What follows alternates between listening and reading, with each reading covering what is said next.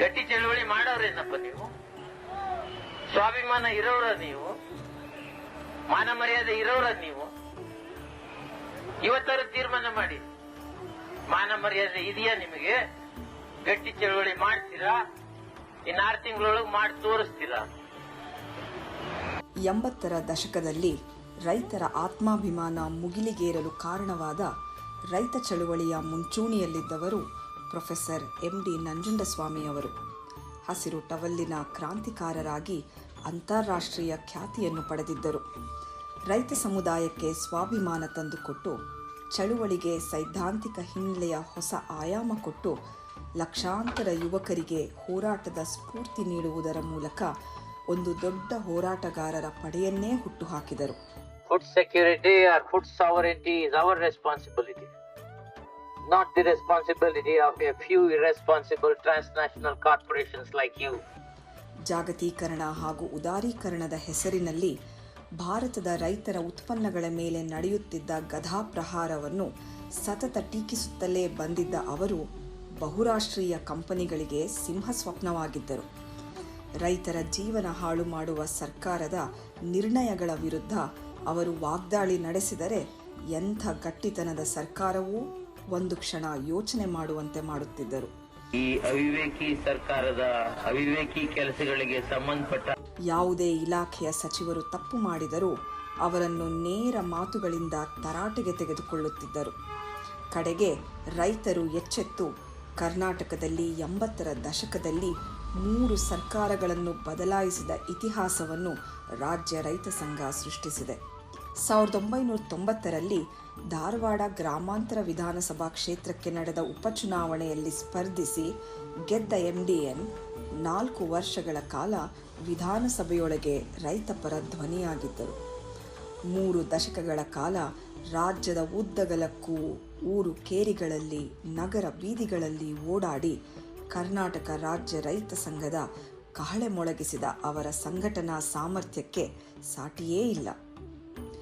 ಇಂದು ನನ್ನೊಂದಿಗೆ ರೈತರನ್ನು ಬಡಿದೆಚ್ಚರಿಸಿ ಅವರಲ್ಲಿ ಸ್ವಾಭಿಮಾನದ ಕಿಚ್ಚನ್ನು ತುಂಬಿದಂತಹ, ರೈತ ಚಳುವಳಿಗಳ ಮೂಲಕ ಸರ್ಕಾರಗಳಿಗೆ ಚಾಟಿ ಏಟು ಕೊಟ್ಟಂತಹ ಮತ್ತು ಸಮಾಜಪರ ಹೋರಾಟಗಳ ಮೂಲಕ ಅಸಂಖ್ಯಾತ ಜನರಿಗೆ ಧ್ವನಿಯಾಗಿದ್ದ ಪ್ರೊಫೆಸರ್ MD ನಂಜುಂಡಸ್ವಾಮಿ ಅವರ ಪುತ್ರಿ ಚುಕ್ಕಿ ನಂಜುಂಡಸ್ವಾಮಿ ಅವರಿದ್ದಾರೆ. ತಂದೆಯವರ ಚಿಂತನೆಗಳು ಮತ್ತು ಹೋರಾಟಗಳಿಂದ ಪ್ರೇರಣೆಯನ್ನು ಹೊಂದಿ ಇಂದು ಅದೇ ಹೆಜ್ಜೆ ಗುರುತುಗಳನ್ನು ಅನುಸರಿಸುತ್ತಾ ಹೋಗುತ್ತಿರುವ ಚುಕ್ಕಿ ನಂಜುಂಡಸ್ವಾಮಿ ತಮ್ಮ ಬಾಲ್ಯದ ನೆನಪುಗಳನ್ನು, ಅವರ ತಂದೆಯ ಹೋರಾಟದ ದಿನಗಳನ್ನು, ತಮ್ಮ ಮೇಲಾಗಿರುವ ಅವರ ತಂದೆಯ ಅಚ್ಚಳಿಯದ ಪ್ರಭಾವವನ್ನು ಪ್ರೊಫೆಸರ್ MDN ಅವರ 90ನೇ ವರ್ಷದ ಜನ್ಮದಿನದ ಸಂದರ್ಭದಲ್ಲಿ ನನ್ನೊಂದಿಗೆ ಹಂಚಿಕೊಳ್ಳಲಿದ್ದಾರೆ. ಬನ್ನಿ, ಚುಕ್ಕಿ ಅವರೊಂದಿಗೆ ಮಾತುಕತೆಯಲ್ಲಿ ತೊಡಗೋಣ. ಅರಸೀಕೆರೆಯಲ್ಲಿ ಒಂದ್ಸಲ ಏನಾಯಿತು, ಒಬ್ಬ ಭ್ರಷ್ಟ KPTCLನ ಅಧಿಕಾರಿಗೆ ಕಪಾಳಕ್ಕೆ ಹೊಡೆದು ಬಂದ್ಬಿಟ್ಟಿದ್ರು. ಆಮೇಲೆ ನಾವುಗಳು ಹುಟ್ಟಿದಾಗಲೂ ಕೂಡ ಸಂಘಟನೆ ಏನು ಪ್ರಭುತ್ವದ ಜೊತೆ ಮುಖಾಮುಖಿ ಆಗ್ತಿದ್ದಂಥ ಸಂದರ್ಭ. ಹಾಗಾಗಿ ಜೈಲ್ವಾಸ, ಲಾಠಿ ಚಾರ್ಜು ಇಂಥವೆಲ್ಲ ಭಾಳ ಮಾಮೂಲಿ ಆಗಿದ್ವು. ಇದು ಪಾಪ ನನ್ನ ಫ್ರೆಂಡ್ ಕೇಳಿದ್ಲು, ನೀವು ಯಾವ ಜಾತಿ ಅಂತ. ಅದಕ್ಕೆ ನಾವು ಮನುಷ್ಯ ಜಾತಿ ಅಂತ ಹೇಳು ಅಂತಂದರು. ಆಗ್ತಾನೆ ರೈತ ಸಂಘದಲ್ಲಿ ಒಂದು ವಿಘಟನೆ ಆಗಿತ್ತು. ಆ ಪುಸ್ತಕದ ಹಿಂದೆ, ಆ ಬರವಣಿಗೆ ಹಿಂದೆ ಇದ್ದಂಥ ನೋವು ಹೆಂಗಿದೆ ಅಂಥೇಳಿ ನಾನು ಅವ್ರ ತಲೆ ಹಿಂಗೆ ಹಾಕ್ಕೊಂಡಿದ್ರು. ನನಗೆ ಒಂದು ರೀತಿ ಮಗು ಥರ ಕಾಣಿಸೋಕ್ಕೆ ಶುರು ಆದರು. ರೈತ ಸಂಘಕ್ಕೆ ನೀವು ಪ್ರವೇಶ ಮಾಡಿದಾಗ ನೀವು ಎದುರಿಸಿದಂತಹ ಚಾಲೆಂಜ್ಗಳೇನು? ಲಿಂಗ ಸಮಾನತೆ ಬಗ್ಗೆ ಶೂನ್ಯವಾದಂಥ ಒಂದು ಸಂವೇದನೆ. ಆ ಸಂವೇದನೆಯೇ ಇಲ್ಲ. ಹೆಗಲ ಮೇಲೆ ಹಸಿರು ಶಾಲು ಇದೆ ಅಂದ ತಕ್ಷಣ ಅವರಿಗೆ ನಮ್ಮ ತಂದೆಗಿದ್ದಂಥ ವೈಚಾರಿಕತೆಗಳಿಲ್ಲ ಅನ್ನೋವಂಥ ಒಂದು ಕಹಿ ಸತ್ಯ ಅರ್ಥ ಆಗೋದಕ್ಕೆ ಒಂದಷ್ಟು ವರ್ಷಗಳು ಬೇಕಾಯಿತು. ಬಹಳ ದೊಡ್ಡ ಇತಿಹಾಸ ಇರುವಂಥ ಕರ್ನಾಟಕದ ರೈತ ಚಳವಳಿ ಎಲ್ಲೋ ಒಂದು ಕಡೆ ವೈಚಾರಿಕವಾಗಿ ಕುಸಿತಾ ಇದೆ ಅನ್ನುವಂಥ ಒಂದು ಭಾವನೆ ಮೂಡ್ತಾ ಇದೆ.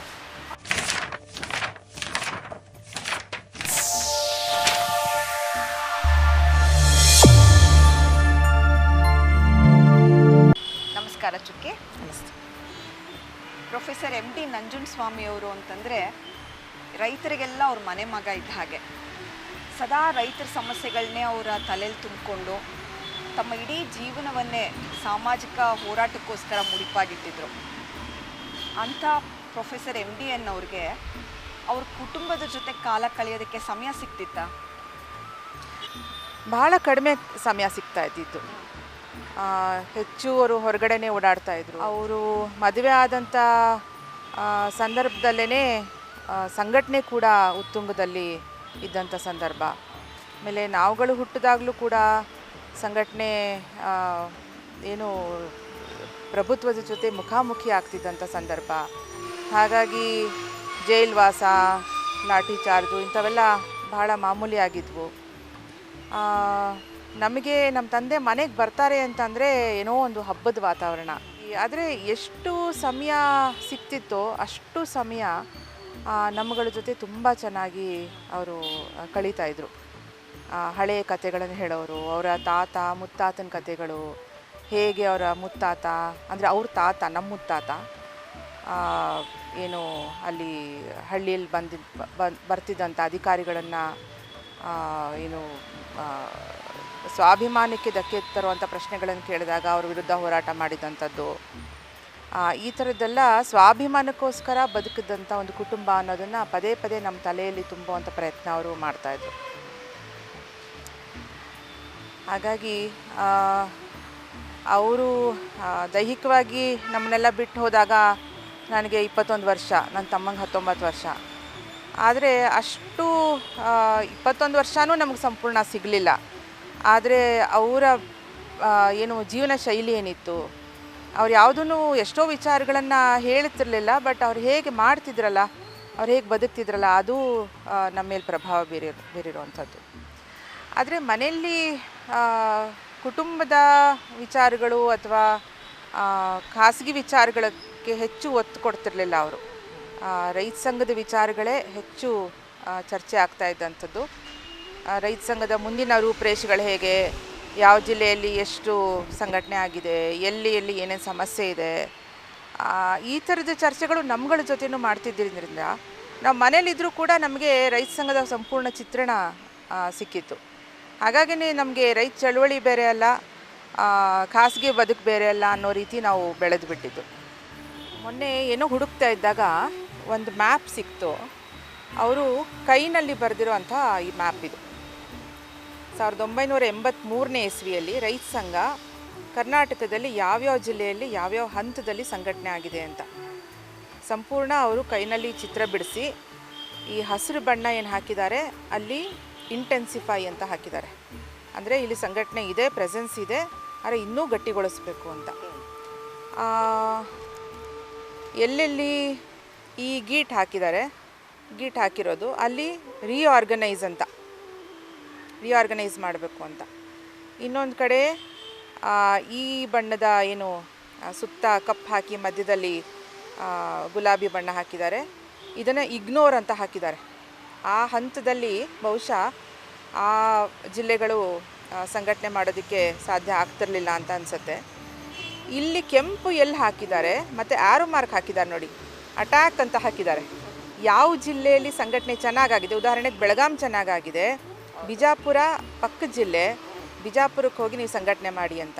ಬೀದರ್ ಸಂಘಟನೆ ಚೆನ್ನಾಗಾಗಿದೆ, ಬಿಜಾಪುರಕ್ಕೆ ಸಂಘಟನೆ ಮಾಡಿ ಅಂತ. ಹೀಗೆ ಈ ರೀತಿಯ ಒಂದು ಪ್ಲಾನಿಂಗ್ ಹೆಂಗೆ ನಡೀತಾ ಇತ್ತು ಮತ್ತು ಯಾರ್ಯಾರು ಯಾವ್ಯಾವ ಜಿಲ್ಲೆಗಳ ಏನು ನೇತೃತ್ವ ತಗೋಬೇಕು, ಜವಾಬ್ದಾರಿ ತಗೋಬೇಕು ಅನ್ನೋವಂಥದ್ದನ್ನು ಕೂಡ ಅವ್ರು ಬರೆದಿರುವಂಥದ್ದು. ಹೀಗೆ ಒಂದು ವ್ಯವಸ್ಥಿತವಾಗಿ ತುಂಬ ಶಿಸ್ತಿನಿಂದ ಸಂಘಟನೆಯನ್ನು ಕಟ್ತಾ ಇದ್ದದ್ದು. ಇದನ್ನು ಇಂಥ ಕೆಲಸಗಳನ್ನೇ ಮನೆಯಲ್ಲೂ ನಡುವೆ ಪುಟಾಣಿ ಮನೆಯಲ್ಲಿ ಇದ್ದಿದ್ದು ನಾವು ಒಂದು 30-40 ಮನೆಯಲ್ಲಿ. ಹಾಗಾಗಿ ಎಲ್ಲವೂ ನಮ್ಮ ಜೊತೆಗೆ ಮಾಡ್ತಿದ್ದರಿಂದ ಅವ್ರೇನು ಮಾಡ್ತಾ ಇದ್ದಾರೆ, ಏನು ಮಾತಾಡ್ತಿದ್ದಾರೆ, ಅವರ ಆಲೋಚನೆಗಳೇನು ಅನ್ನೋದು ನಮಗೆಲ್ಲವೂ ಅಪ್ಡೇಟ್ ಇರೋವು. ಪ್ರೊಫೆಸರ್ MDN ಅವರದು ಕೃಷಕಾಯವಾದರೂ ಕೂಡ ಅವರ ಮಾತಿನ ಗರ್ಜನೆ ಇತ್ತಲ್ಲ, ಅದು ಸರ್ಕಾರಗಳನ್ನೇ ಉರುಳಿಸ್ಬಿಟ್ಟಿದೆ. ಮತ್ತು ಅವರ ನೇರ ನಿಷ್ಠೂರ ನುಡಿ ಇತ್ತಲ್ಲ, ಅದು ಭ್ರಷ್ಟರ ಬೆವರನ್ನು ಇಳಿಸ್ತಾ ಇತ್ತು. ಅಂಥ MDN ಅವರು ಮನೆಯಲ್ಲಿ ನಿಮ್ಮ ತಾಯಿ ಜೊತೆಗೆ ಹೇಗಿರ್ತಿದ್ರು? ನಿಮ್ಮ ತಾಯಿ ಯಾವಾಗಲೂ ಎಲೆಮರೆ ಕಾಯಿ ಥರ ಇದ್ದಂಥವ್ರು. ತಂದೆಯ ಕೆಲಸಗಳಿಗೆ ಸದಾ ಎಲೆಮರೆ ಕಾಯಿಯ ಹಾಗೇನೆ ಅವರು ಸಪೋರ್ಟನ್ನು ಕೊಟ್ಕೊಂಡು ಬಂದಿರೋದು. ಅವ್ರ ಜೊತೆ ಅವರು ಹೇಗಿರ್ತಾ ಇದ್ರು, ಮತ್ತು ನಿಮ್ಮ ಜೊತೆ ಮಕ್ಕಳ ಜೊತೆ ಹೇಗಿರ್ತಾ ಇದ್ರು? ಅವರು ಭಾಳ ತಡವಾಗಿ ಮದುವೆ ಆಗಿದ್ದು.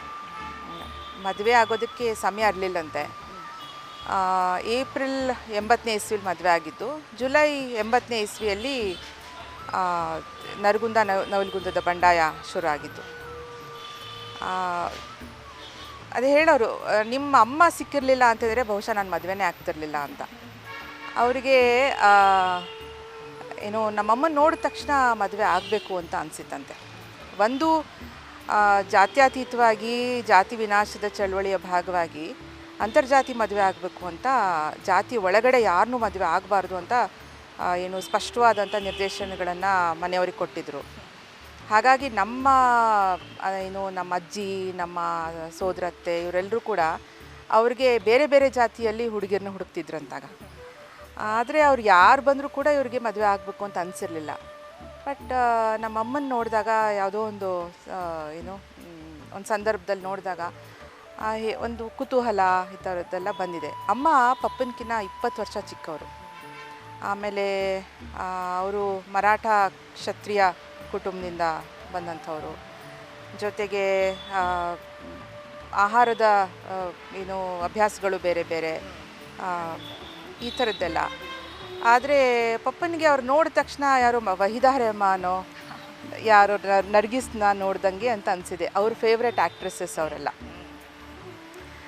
ಅಮ್ಮನಿಗೆ ಪಪ್ಪನ ಬಗ್ಗೆ ಏನೂ ಗೊತ್ತಿರಲಿಲ್ಲ. ಯಾಕಂದರೆ ಅಮ್ಮನ ದಾರಿನೇ ಬೇರೆ ಇದ್ದಿದ್ದು. ಆಧ್ಯಾತ್ಮ, ಪುಟ್ಪರ್ತಿ ಸಾಯಿಬಾಬಾ ಅವರ ಭಕ್ತೆ, ಈ ಚಳುವಳಿ, ರಾಜಕಾರಣ ಏನೂ ಗೊತ್ತಿರಲಿಲ್ಲ. ತುಂಬ ಮುಗ್ದೆ. 22 ವರ್ಷ ಬಹುಶಃ ಅವ್ರ ಮದುವೆ ಆದಾಗ, ಅಥವಾ 23 ಕೇಳಿದ್ದಾರೆ. ಈ ಥರ ಏನೋ ಒಂದು ಪ್ರಪೋಸಲ್ ಬಂದಿದೆ, ಹೇಗೆ ಏನು ಅಂತ ವಿಚಾರಿಸಿದಾಗ ಕೆಲವರು ಹೇಳಿದ್ರಂತೆ, ಇವರು ಇತಿಹಾಸದಲ್ಲಿ ಉಳಿಯುವಂಥ ವ್ಯಕ್ತಿ, ನೀವು ಅವರನ್ನು ಮದುವೆ ಆದರೆ ನಿಮಗೊಂದು ಒಂದು ದೊಡ್ಡ ಅವಕಾಶ, ಮತ್ತು ಅವ್ರಿಗೆ ನೀವು ಬೆನ್ನೆಲುಬಾಗಿ ಬದುಕೋ ಅಂಥ ಒಂದು ಸೌಭಾಗ್ಯ ನಿಮ್ಮದಾಗತ್ತೆ ಅಂತ. ಇನ್ನು ಕೆಲವರು ಅವ್ರಿಗೆ ಹೆದರಿಸಿದ್ದಾರೆ, ಇವ್ರು ಯುರೋಪ್ಗೆಲ್ಲ ಹೋಗಿ ಬಂದಿದ್ದಾರೆ, ಇವ್ರಿಗೆ ಹಾಂ, ಸೊ ಯುರೋಪ್ಗೆಲ್ಲ ಹೋಗಿ ಬಂದಿದ್ದಾರೆ, ಯಾತಕ್ಕಿಷ್ಟು ವರ್ಷ ಮದುವೆ ಆಗಿಲ್ಲ, ಹಾಗೆ ಹೀಗೆ ಅಂತ ಒಂದಷ್ಟು ಗೊಂದಲಗಳನ್ನು ಮೂಡಿಸಿದ್ದಾರೆ. ಆದರೂ ಅಮ್ಮ ಏನನ್ನೂ ಯೋಚನೆ ಮಾಡದೆ ನಿರ್ಧಾರಕ್ಕೆ ಬಂದು ಮದುವೆ ಆದರು. ಅಮ್ಮನ ದೃಷ್ಟಿಕೋನದಲ್ಲಿ ಶಾರದಾದೇವಿಯವರು ಹೇಗೆ ರಾಮಕೃಷ್ಣ ಪರಮಹಂಸರ ಜೊತೆ ಇದ್ದರು, ಅದೇ ರೀತಿ ನಾನು ಇರ್ತೀನಿ ಅನ್ನೋ ಅಂಥ ಒಂದು ಆಲೋಚನೆಯಲ್ಲಿ ಪಪ್ಪನ ಮದುವೆ ಆದರು ಅವರು. ಅದಾದಮೇಲೆ ಅಮ್ಮನ್ನ ತುಂಬ ಸೂಕ್ಷ್ಮವಾಗಿ, ತುಂಬ ಪ್ರೀತಿಯಿಂದ ನೋಡ್ಕೊಳ್ಳೋರು. ಎಲ್ಲರೂ ಹೋದರೆ ಅಮ್ಮನಿಗೆ ಅಂತ ಎನ್ ಡಿ ಸುಂದರೇಶ್ ಅವರು ಇದ್ದರು. ಅವರು ಮತ್ತು ಪಪ್ಪ ಇಬ್ಬರು ಕೂಡ ಅವ್ರ ಮನೆಯವ್ರಿಗೆ ಅಂತ ಒಂದೇ ಥರದ ಸೀರೆ ತರೋರು. ಮತ್ತು ರೈತ ಸಂಘದಲ್ಲಿ ಆವಾಗ ಕೈಮಗ್ಗದ ಸೀರೆನೇ ಉಡಬೇಕು ಎಲ್ಲರೂ ಅನ್ನೋದು ಒಂದು ನಿಯಮ ಮಾಡ್ಕೊಂಡಿದ್ರು. ಹಾಗಾಗಿ ರೈತ ಸಂಘದ ಎಲ್ಲ ನಾಯಕರುಗಳ ಪತ್ನಿಯರು ಕೂಡ ಕೈಮಗ್ಗದ ಸೀರೆ ಉಟ್ಕೊಳ್ಳೋ ಅಂಥದ್ದು. ಇವತ್ತಿಗೂ ಕೂಡ ನನ್ನ ಮನೇಲಿ ಬೀರು ತೆಗೆದ್ರೆ ಕೆಲವು ಸೀರೆಗಳನ್ನು ನೋಡಿದಾಗ ಅದೇ ಥರದ್ದು ಸುಂದರೇಶ್ ಮಾಮನ ಮನೆಯಲ್ಲೂ ಇದೆ ಅನ್ನುವಂಥದ್ದು ನನಗೆ ನೆನಪಲ್ಲಿದೆ. ಯಾಕೆ ಅಂತಂದರೆ ಇದೇ ಥರ ಸುಂದರೇಶ್ ತೊಗೊಂಡು ನಾನು ತೊಗೊಂಡೆ ಅಂತ ಹೇಳೋರು ಬಂದು. ಮತ್ತು ನಮ್ಮಗಳಿಗೂ ಕೂಡ ನಮಗೆ ಏನಿಷ್ಟ ಎಲ್ಲವನ್ನೂ ಗಮನದಲ್ಲಿಟ್ಕೊಂಡು ಯಾವುದೋ ಒಂದು ಆಲ್ ಪಾರ್ಟಿ ಮೀಟಿಂಗಿಗೆ MLA ಆಗಿದ್ದಾಗ ಡೆಲ್ಲಿಗೆ ಹೋದರೂ ಕೂಡ ಆ ಡೆಲ್ಲಿಲಿ ಯಾವುದೋ ಒಂದು ಮಾರ್ಕೆಟ್ಗೆ ಹೋಗಿ ನನಗೆ ಒಂದು ಒಳ್ಳೆ ಡ್ರೆಸ್ ತರೋವಂಥದ್ದು, ಎಲ್ಲಿಗೆ ಹೋದರೂ ಏನೋ ಚೆನ್ನಾಗಿರೋವಂಥದ್ದು ತರೋವಂಥದ್ದು. ಮತ್ತು ನನಗೆ ಕನ್ನಡ ವ್ಯಾಕರಣ ಹೇಳ್ಕೊಟ್ಟಿದ್ದವರು ಸಿದ್ದರಾಮಯ್ಯನವರು. ವ್ಯಾಕರಣ ಪಾಠ ಮಾಡುವಾಗ ಪಪ್ಪನ ನೆನಪು ಬರುತ್ತೆ ನನಗೆ. ಯಾಕೆ ಅಂತಂದರೆ 5ನೇ ಕ್ಲಾಸಲ್ಲಿ ನನಗೆ ಸಂಧಿಗಳು ನಂಗೆ ಅರ್ಥನೇ ಆಗ್ತಿರ್ಲಿಲ್ಲ. ಆವಾಗ ಆಲ್ರೆಡಿ ಅವ್ರು MLA ಆಗಿದ್ದರು. ಹೊರಗಡೆ ರೂಮ್ನಲ್ಲಿ ಒಂದಷ್ಟು ಜನ ಗಿಜಿ ಅಂತ ತುಂಬಿದ್ರು. ಆಚೆ ಒಳಗಡೆ ಹಾಲ್ಗೆ ಬಂದರೂ ನಾನು ಚಾಪೆ ಹಾಸ್ಕೊಂಡು ಬರಿತಾ ಕೂತಿದ್ದೆ. ಏನು ಬರಿತಿದ್ಯಾ ಅಂತ ಕೇಳಿದ್ರು. ಹಿಂಗೆ ಬಂದು ಹೋಗೋ ಅಂತ ಒಂದು ಇದರಲ್ಲಿ ನನಗೆ ನಾಳೆ ಕನ್ನಡ ಟೆಸ್ಟ್ ಇದೆ, ವ್ಯಾಕರಣ ಇದು ಸಂಧಿಗಳು ಕಲಿತಿದ್ದೀನಿ, ಸಂಧಿ ನಂಗೆ ಅರ್ಥನೇ ಆಗ್ತಿಲ್ಲವಪ್ಪ ಅಂತಂದೆ. ಅದಕ್ಕೆ ಅದೆಷ್ಟೊತ್ತು ಅಂತ ನನ್ನ ಜೊತೆ ಕೂತ್ಕೊಂಡು ಕುಕ್ಕರ್ಗಾಲಲ್ಲಿ ಸವರ್ಣ ದೀರ್ಘ ಸಂಧಿ ಅಂದರೆ ಇದು, ಗುಣಸಂಧಿ ಅಂದರೆ ಇದು ಅಂತ ಅವ್ರು ಹೇಳ್ಕೊಟ್ಟ ಮೇಲೆ ನನಗೆ ಆ ಸಂಧಿಗಳು ಇವತ್ತಿಗೂ ನೆನಪಲ್ಲಿದೆ. ಗಣಿತನೂ ಕೂಡ ಎಷ್ಟು ಸರಳವಾಗಿ ಹೇಳ್ಕೊಡೋರು ಅಂದರೆ ಆ ಪಾಠ ಮಾಡೋ ಅಂಥದ್ದು ಒಂದು ಕಲೆ ಅವರಲ್ಲಿ ರಕ್ತಗತವಾಗಿತ್ತು. ಸಣ್ಣ ಮಕ್ಳಿಗೂ ಪಾಠ ಮಾಡೋರು, ಏನೂ ಗೊತ್ತಿಲ್ಲದಿರೋ ಅಂಥ ಮುಗ್ಧ ಹಳ್ಳಿ ಜನರಿಗೂ ಹೇಳೋರು, ಆ ಥರದ ದೊಡ್ಡ ಸಂವಿಧಾನದ ಅಂಶಗಳನ್ನು ಬಿಡಿಬಿಡಿಯಾಗಿ ಹೇಳುವಂಥದ್ದು, ಮತ್ತು ದೊಡ್ಡ ಬುದ್ಧಿಜೀವಿಗಳ ಜೊತೆನೂ ಮಾತನಾಡುವಂಥದ್ದು ಒಂದು ಶಕ್ತಿ ಇತ್ತು ಅವರಿಗೆ. ಪ್ರೊಫೆಸರ್ MDN ಅವ್ರಿಗೆ ಸರ್ಕಾರಗಳನ್ನು ಉರುಳಿಸೋದ್ರ ಬದಲಾಗಿ ಬೇರೆ ಇನ್ನೇನಾದರೂ ಹವ್ಯಾಸಗಳಿದ್ವಾ? ಅವರು MLA ಆಗಿದ್ದಾಗ ವಿಧಾನಸಭೆಯಿಂದ ಹೂ ಇಸ್ ಹೂ ಅಂತ ಒಂದು ಪುಸ್ತಕ ತಂದಿದ್ದರು. ಪ್ರತಿ ಎಲ್ಲ ಶಾಸಕರ ಬಗ್ಗೆ ಒಂದು ಪ್ರೊಫೈಲ್ ಅದು. ಅದರಲ್ಲಿ ಹಾಬೀಸ್ ಅಂತ ಕೇಳ್ತಾರೆ, ಅವ್ರು ಎಲ್ಲಿ ಹುಟ್ಟಿದ್ದಾರೆ ಎಲ್ಲವನ್ನು ಬರೆದು ಕೊನೆಗೆ ಹಾಬೀಸ್ ಅಂತ. ಬೇರೆಯವರೆಲ್ಲ ಅವರು ಸ್ಪೋರ್ಟ್ಸು ಅದು ಇದು ಅಂತೆಲ್ಲ ಬರೆದಿದ್ರೆ, ಇವರು ರಿಪೇರಿಂಗ್ ಎವ್ರಿಥಿಂಗ್ ಅಂತ ಬರೆದಿದ್ರು. ಸೊ ಬೇಸಿಕಲಿ ಅವ್ರಿಗೆ ಸ್ಪೋರ್ಟ್ಸಲ್ಲಿ ಇಂಟ್ರೆಸ್ಟ್ ಇತ್ತು. ಚಿಕ್ಕವರಿದ್ದಾಗ ಟೆನ್ನಿಸ್ ಆಡೋರಂತೆ, ಕುದುರೆ ಸವಾರಿ ಬರ್ತಿತ್ತು. ವಿಧಾನಸಭೆಯಲ್ಲಿ ಕೂತಾಗ ಈ ಮೈಸೂರು ಸಿಲ್ಕಲ್ಲಿ ಜುಬ್ಬ ಹೊಲಿಸ್ಕೊಳ್ಳೋರು. ಅದು ಹಿಂಗೆ ಕೂತು ಕೂತು ಇಂಥ ಕಡೆ ಸೌದು ಹೋಗಿರೋದು. ಅದನ್ನೇನು ಮಾಡೋರು, ಈ ಜುಬ್ಬದ ಪಾಕೆಟ್ ಇರುತ್ತಲ್ಲ ಜೋಬಿಗೆ, ಆ ಜೇಬಿಗೆ ಸಿಲ್ಕ್ ಹಾಕಿರೋನು. ಅಲ್ಲಿಗೇನಕ್ಕೆ ಸಿಲ್ಕು ಅಂದ್ಬಿಟ್ಟು ಅದನ್ನು ತೆಗೆದು ಇಲ್ಲಿಗೆ ಹಾಕಿ ಅವರೇ ಡಾನ್ ಮಾಡೋರು. ಡಾನ್ ಮಾಡ್ಕೊಂಡು ನೋಡು ಏನೂ ಕಾಣಿಸೋದೇ ಇಲ್ಲ, ನೋಡಿ ಎಷ್ಟು ರೂಪಾಯಿ ಉಳಿಸ್ದೆ ಅನ್ನೋರು. ಹಾಗೆ ಮೌಢ್ಯದ ವಿರುದ್ಧ ಸಿಡಿದು ಬೀಳ್ತಾ ಇದ್ದ ಅವರು ಶ್ರೀಲಂಕಾಯಿಂದ ಒಂದು ಬಾರಿ ಪ್ರಖ್ಯಾತ ವಿಚಾರವಾದಿಯಾಗಿದ್ದಂಥ ಅಬ್ರಹಾಂ ಕವೂರ್ ಅವ್ರನ್ನ ಕರ್ನಾಟಕಕ್ಕೆ ಕರೆಸಿ ರಾಜ್ಯದ ಎಲ್ಲೆಡೆ ಪ್ರವಾಸವನ್ನು ಮಾಡಿಸಿ ಜನರಲ್ಲಿ ಒಂದು ವೈಚಾರಿಕತೆಯನ್ನು ಬಿತ್ತೋ ಪ್ರಯತ್ನವನ್ನು ಮಾಡಿದರು. ಮನೆಯಲ್ಲಿ ಹೇಗೆ ಅವರ ವೈಚಾರಿಕತೆ, ಯಾವುದೇ ರೀತಿಯ ಒಂದು ಅಂಧಶ್ರದ್ಧೆಯನ್ನು ಕಂಡಾಗ ಅವರು ಹೇಗೆ ಅದಕ್ಕೆ ಪ್ರತಿಕ್ರಿಯಿಸ್ತಾ ಇದ್ರು? ವೈಚಾರಿಕತೆ ಅನ್ನೋದು ಬಹುಶಃ ಅವ್ರಿಗೆ ಚಿಕ್ಕ ವಯಸ್ಸಲ್ಲೇ ಇತ್ತು ಅಂತ ಅನಿಸುತ್ತೆ. ಯಾಕೆ ಅಂತಂದರೆ ನಮ್ಮ ದೊಡ್ಡಪ್ಪಾಜಿ ಅವರೆಲ್ಲ ಹೇಳೋ ಪ್ರಕಾರ ಶಿವರಾತ್ರಿ ದಿನಾನೋ ಯಾವುದೋ ಒಂದು ಅಥವಾ ಶಿವ ಪೂಜೆ ಮಾಡುವಾಗ ಎಲ್ಲ ಮಕ್ಕಳೂ ನಮ್ಮ ತಾತ ಕರಿತಿದ್ರಂತೆ. ಎಲ್ಲರೂ ಕೈ ಮುಕ್ಕೊಂಡು ಹಿಂಗೆ ನಿಂತಿದ್ರೆ ನಮ್ಮ ಅಪ್ಪ ಮಾತ್ರ ಕಾಲು ತೋರಿಸ್ಕೊಂಡು ನಿಂತ್ಕೊಳ್ಳೋರಂತೆ ಶಿವನಿಗೆ. ಸೊ ಆ ರೀತಿಯ ಒಂದು ರೆಬೆಲ್ ನೇಚರು ಚಿಕ್ಕ ವಯಸ್ಸಿಂದನೇ ಇತ್ತು ಅಂತ ಅನಿಸುತ್ತೆ. ನಮ್ಮಮ್ಮ ಮದುವೆ ಆದಾಗ ಮದುವೆ ಆಗೋಕ್ಕಿಂತ ಮುಂಚೆ ಎಲ್ಲೋ ಊಟಕ್ಕೆ ಕರ್ಕೊಂಡು ಹೋದ್ರಂತೆ. ನಮ್ಮಮ್ಮನ ಬೆರಳುಗಳಲ್ಲಿ ಸಾಯಿಬಾಬಾ, ರಾಘವೇಂದ್ರ ಸ್ವಾಮಿ ಎಲ್ಲ ಉಂಗುರಗಳಿದ್ವಂತೆ. ಒಂದು ನಿಮಿಷ ತೆಗೆದುಕೊಡಿ ಅಂದ್ರಂತೆ. ತೆಗೆದುಕೊಡಿ ಅಂತ ಇವರು ಹೇಳಿದಾಗ ನಮ್ಮಮ್ಮ ತೆಗೆದುಕೊಟ್ಟಿದ್ದಾರೆ ಏನೋ ನೋಡೋಕ್ಕೆ ಅಂತ. ಅದನ್ನು ತಗೊಂಡು ಮೇಲ್ಗಡೆಯಿಂದ ಎಸ್ದುಬಿಟ್ರಂತೆ ಬಾಲ್ಕನಿಯಿಂದ. ಸೊ ಈ ಥರದ್ದೆಲ್ಲ ಇನ್ಮೇಲೆ ಹಾಕ್ಕೊಳ್ಳೋಂಗಿಲ್ಲ ಅಂತ. ಆಮೇಲೆ ನಮಗೆ ಹೆಸರಿಟ್ಟಾಗಲೂ ಅಷ್ಟೇ ಸಂಸ್ಕೃತದ ಏನು ಹೆಸರುಗಳನ್ನು ಇಡಬಾರ್ದು ಅಂಥೇಳಿ ಚುಕ್ಕಿ ಮತ್ತು ಪಚ್ಚೆ ಅಂತ ಇಟ್ಟಿದ್ದು. ಚುಕ್ಕಿ ಅಂದರೆ ಕನ್ನಡದಲ್ಲಿ ನಕ್ಷತ್ರ, ಪಚ್ಚೆ ಅಂದರೆ ಹಸಿರು ಅಂತ. ಮತ್ತು ಮನೆಯಲ್ಲಿ ದೇವ್ರ ಪೂಜೆ ನಡೀತಿರ್ಲಿಲ್ಲ. ದೇವ್ರ ಪೂಜೆಗೆ ಅಂತ ಇದ್ದಂಥ ಒಂದು ಗೂಡು ನಾವು ಕಟ್ಟಿರೋ ಮನೇನ ಕೊಂಡ್ಕೊಂಡಿದ್ವಿ ವಿಜಯನಗರದಲ್ಲಿ. ಅಲ್ಲಿ ಅಡುಗೆ ಮನೇಲಿ ದೇವ್ರಿಗೆ ಅಂಥೇಳಿ ಒಂದು ಗೂಡಿತ್ತು. ಆ ಬಾಗಿಲು ತುಂಬ ಸುಂದರವಾಗಿ ಕೆತ್ತನೆ ಮಾಡಿದ ಬಾಗಿಲಿತ್ತು. ಅದನ್ನು ತೆಗೆದುಬಿಟ್ಟು ನಮ್ಮ ಅಮ್ಮಂಗೆ ಶೆಲ್ಫ್ಗಳು ಮಾಡಿಬಿಟ್ಟು ಅಲ್ಲಿ ಸಾಮಾನು ಇಟ್ಕೊಳ್ಳೋಕೆ ಜಾಗ ಆಗುತ್ತೆ ಅಂಥೇಳಿ ಆ ಬಾಗಿಲನ್ನ ಟೀಪಾಯ್ ಮಾಡಿದರು, ಗ್ಲಾಸ್ ಎಲ್ಲ ಹಾಕಿ. ಸೊ ಆ ಥರದ್ದು. ಮತ್ತು ಯಾಕೆ ನೀವು ದೇವ್ರನ್ನ ನಂಬಲ್ಲ ಅಂತ ನಾವು ಕೇಳ್ತಿದ್ವಿ. ಯಾಕೆ ಅಂತಂದರೆ ನಾವು ಅಮ್ಮನ ಮನೆ ಕಡೆ ಹೋದಾಗ ಅಥವಾ ಬೇರೆ ಒಟ್ಟಾರೆ ಸಮಾಜ ದೇವರು ಪೂಜೆ ಮತ್ತು ದೇವಸ್ಥಾನ ಇದ್ರ ಬಗ್ಗೆನೇ ಮಾತನಾಡುವಾಗ ನಮಗೆ ನಾವೇನೋ ಬೇರೆ ಅಂತ ಅನಿಸೋದು ಚಿಕ್ಕ ವಯಸ್ಸಲ್ಲಿ. ಸೊ ಯಾಕೆ ನೀವು ದೇವ್ರ ನಂಬಲ್ಲ ಅಂದಾಗ ನಾನು ಅವ್ರನ್ನ ಇನ್ನೂ ಭೇಟಿ ಮಾಡಿಲ್ಲ ಅನ್ನೋರು. ಆ ಥರದ ಒಂದು ಸ್ಪಷ್ಟವಾದಂಥ ನಿಲುವುಗಳು. ಜಾತಿ ವ್ಯವಸ್ಥೆ ಬಗ್ಗೆ ನನಗೆ ಒಂದಿನ 4ನೇ ಕ್ಲಾಸಲ್ಲಿ ಸ್ಕೂಲಿಂದ ಕರ್ಕೊಂಬರ್ತಾಯಿದ್ರು. ಜಾತಿ ಪಾಪ ನನ್ನ ಫ್ರೆಂಡ್ ಕೇಳಿದ್ಲು ನೀವು ಯಾವ ಜಾತಿ ಅಂತ. ಅದಕ್ಕೆ ನಾವು ಮನುಷ್ಯ ಜಾತಿ. ಅವಳಿಗೆ ಹೇಳು ನಮ್ಮ ಮನೆಯಲ್ಲಿ ಯಾವ ಪ್ರಾಣಿಗಳು ಇಲ್ಲ, ನಾವು ಅಷ್ಟೇ ಇರೋದು, ಮನುಷ್ಯರು ನಾವು ಅಂತ ಹೇಳು ಅಂತಂದರು. ನನಗೆ ಅಲ್ಲಿ ತನಕ ಜಾತಿ ಹೊಸ ಪದ. ಮತ್ತು ಮಾರನೇ ದಿನ ಅವಳಿಗೆ ಹೋಗಿ ಹೇಳಿದಾಗ ಅದು ಸರಿ ಕಣೆ, ಆದರೆ ನಾವು ಗೌಡ್ರು, ನೀವು ಯಾವ ಜಾತಿ ಅಂದ್ಲು. ಆಮೇಲೆ ಅವೆಲ್ಲ ನಂಗೆ ಗೊತ್ತಿಲ್ಲ, ಗೌಡ್ರು ಅದೆಲ್ಲ ಗೊತ್ತಿಲ್ಲ ಅಂದೆ. ಆಮೇಲೆ ಪಾಪ ಅಂದರು, ಅವಳಿಗೆ ಹೇಳು ಆ ಥರದ್ದು ಯಾವುದೂ ಜಾತಿಗಳೇ ಇಲ್ಲ, ಇರೋದೊಂದೇ ಜಾತಿ ಮನುಷ್ಯ ಜಾತಿ ಅಂತ ಹೇಳು ಅಂತ. ಸೊ ಆ ರೀತಿಯ ಒಂದು ಏನು ವಿವೇಕದ ಜೊತೆಗೆ ನಮ್ಮನ್ನು ಬೆಳೆಸಿದ್ದು ಕೂಡ ಅವರು. ಸೂಪರ್. ನಿಮ್ಮ ತಂದೆ ನಿಮ್ಮನ್ನು ಅಗಲಿದಾಗ ನೀವು ತಕ್ಷಣ ಅವರ ಜವಾಬ್ದಾರಿಗಳನ್ನು ನಿಮ್ಮ ಹೆಗಲ ಮೇಲೆ ಹೊತ್ಕೊಂಡು ರೈತ ಸಂಘಕ್ಕೆ ಧುಮುಕಿದ್ರಿ.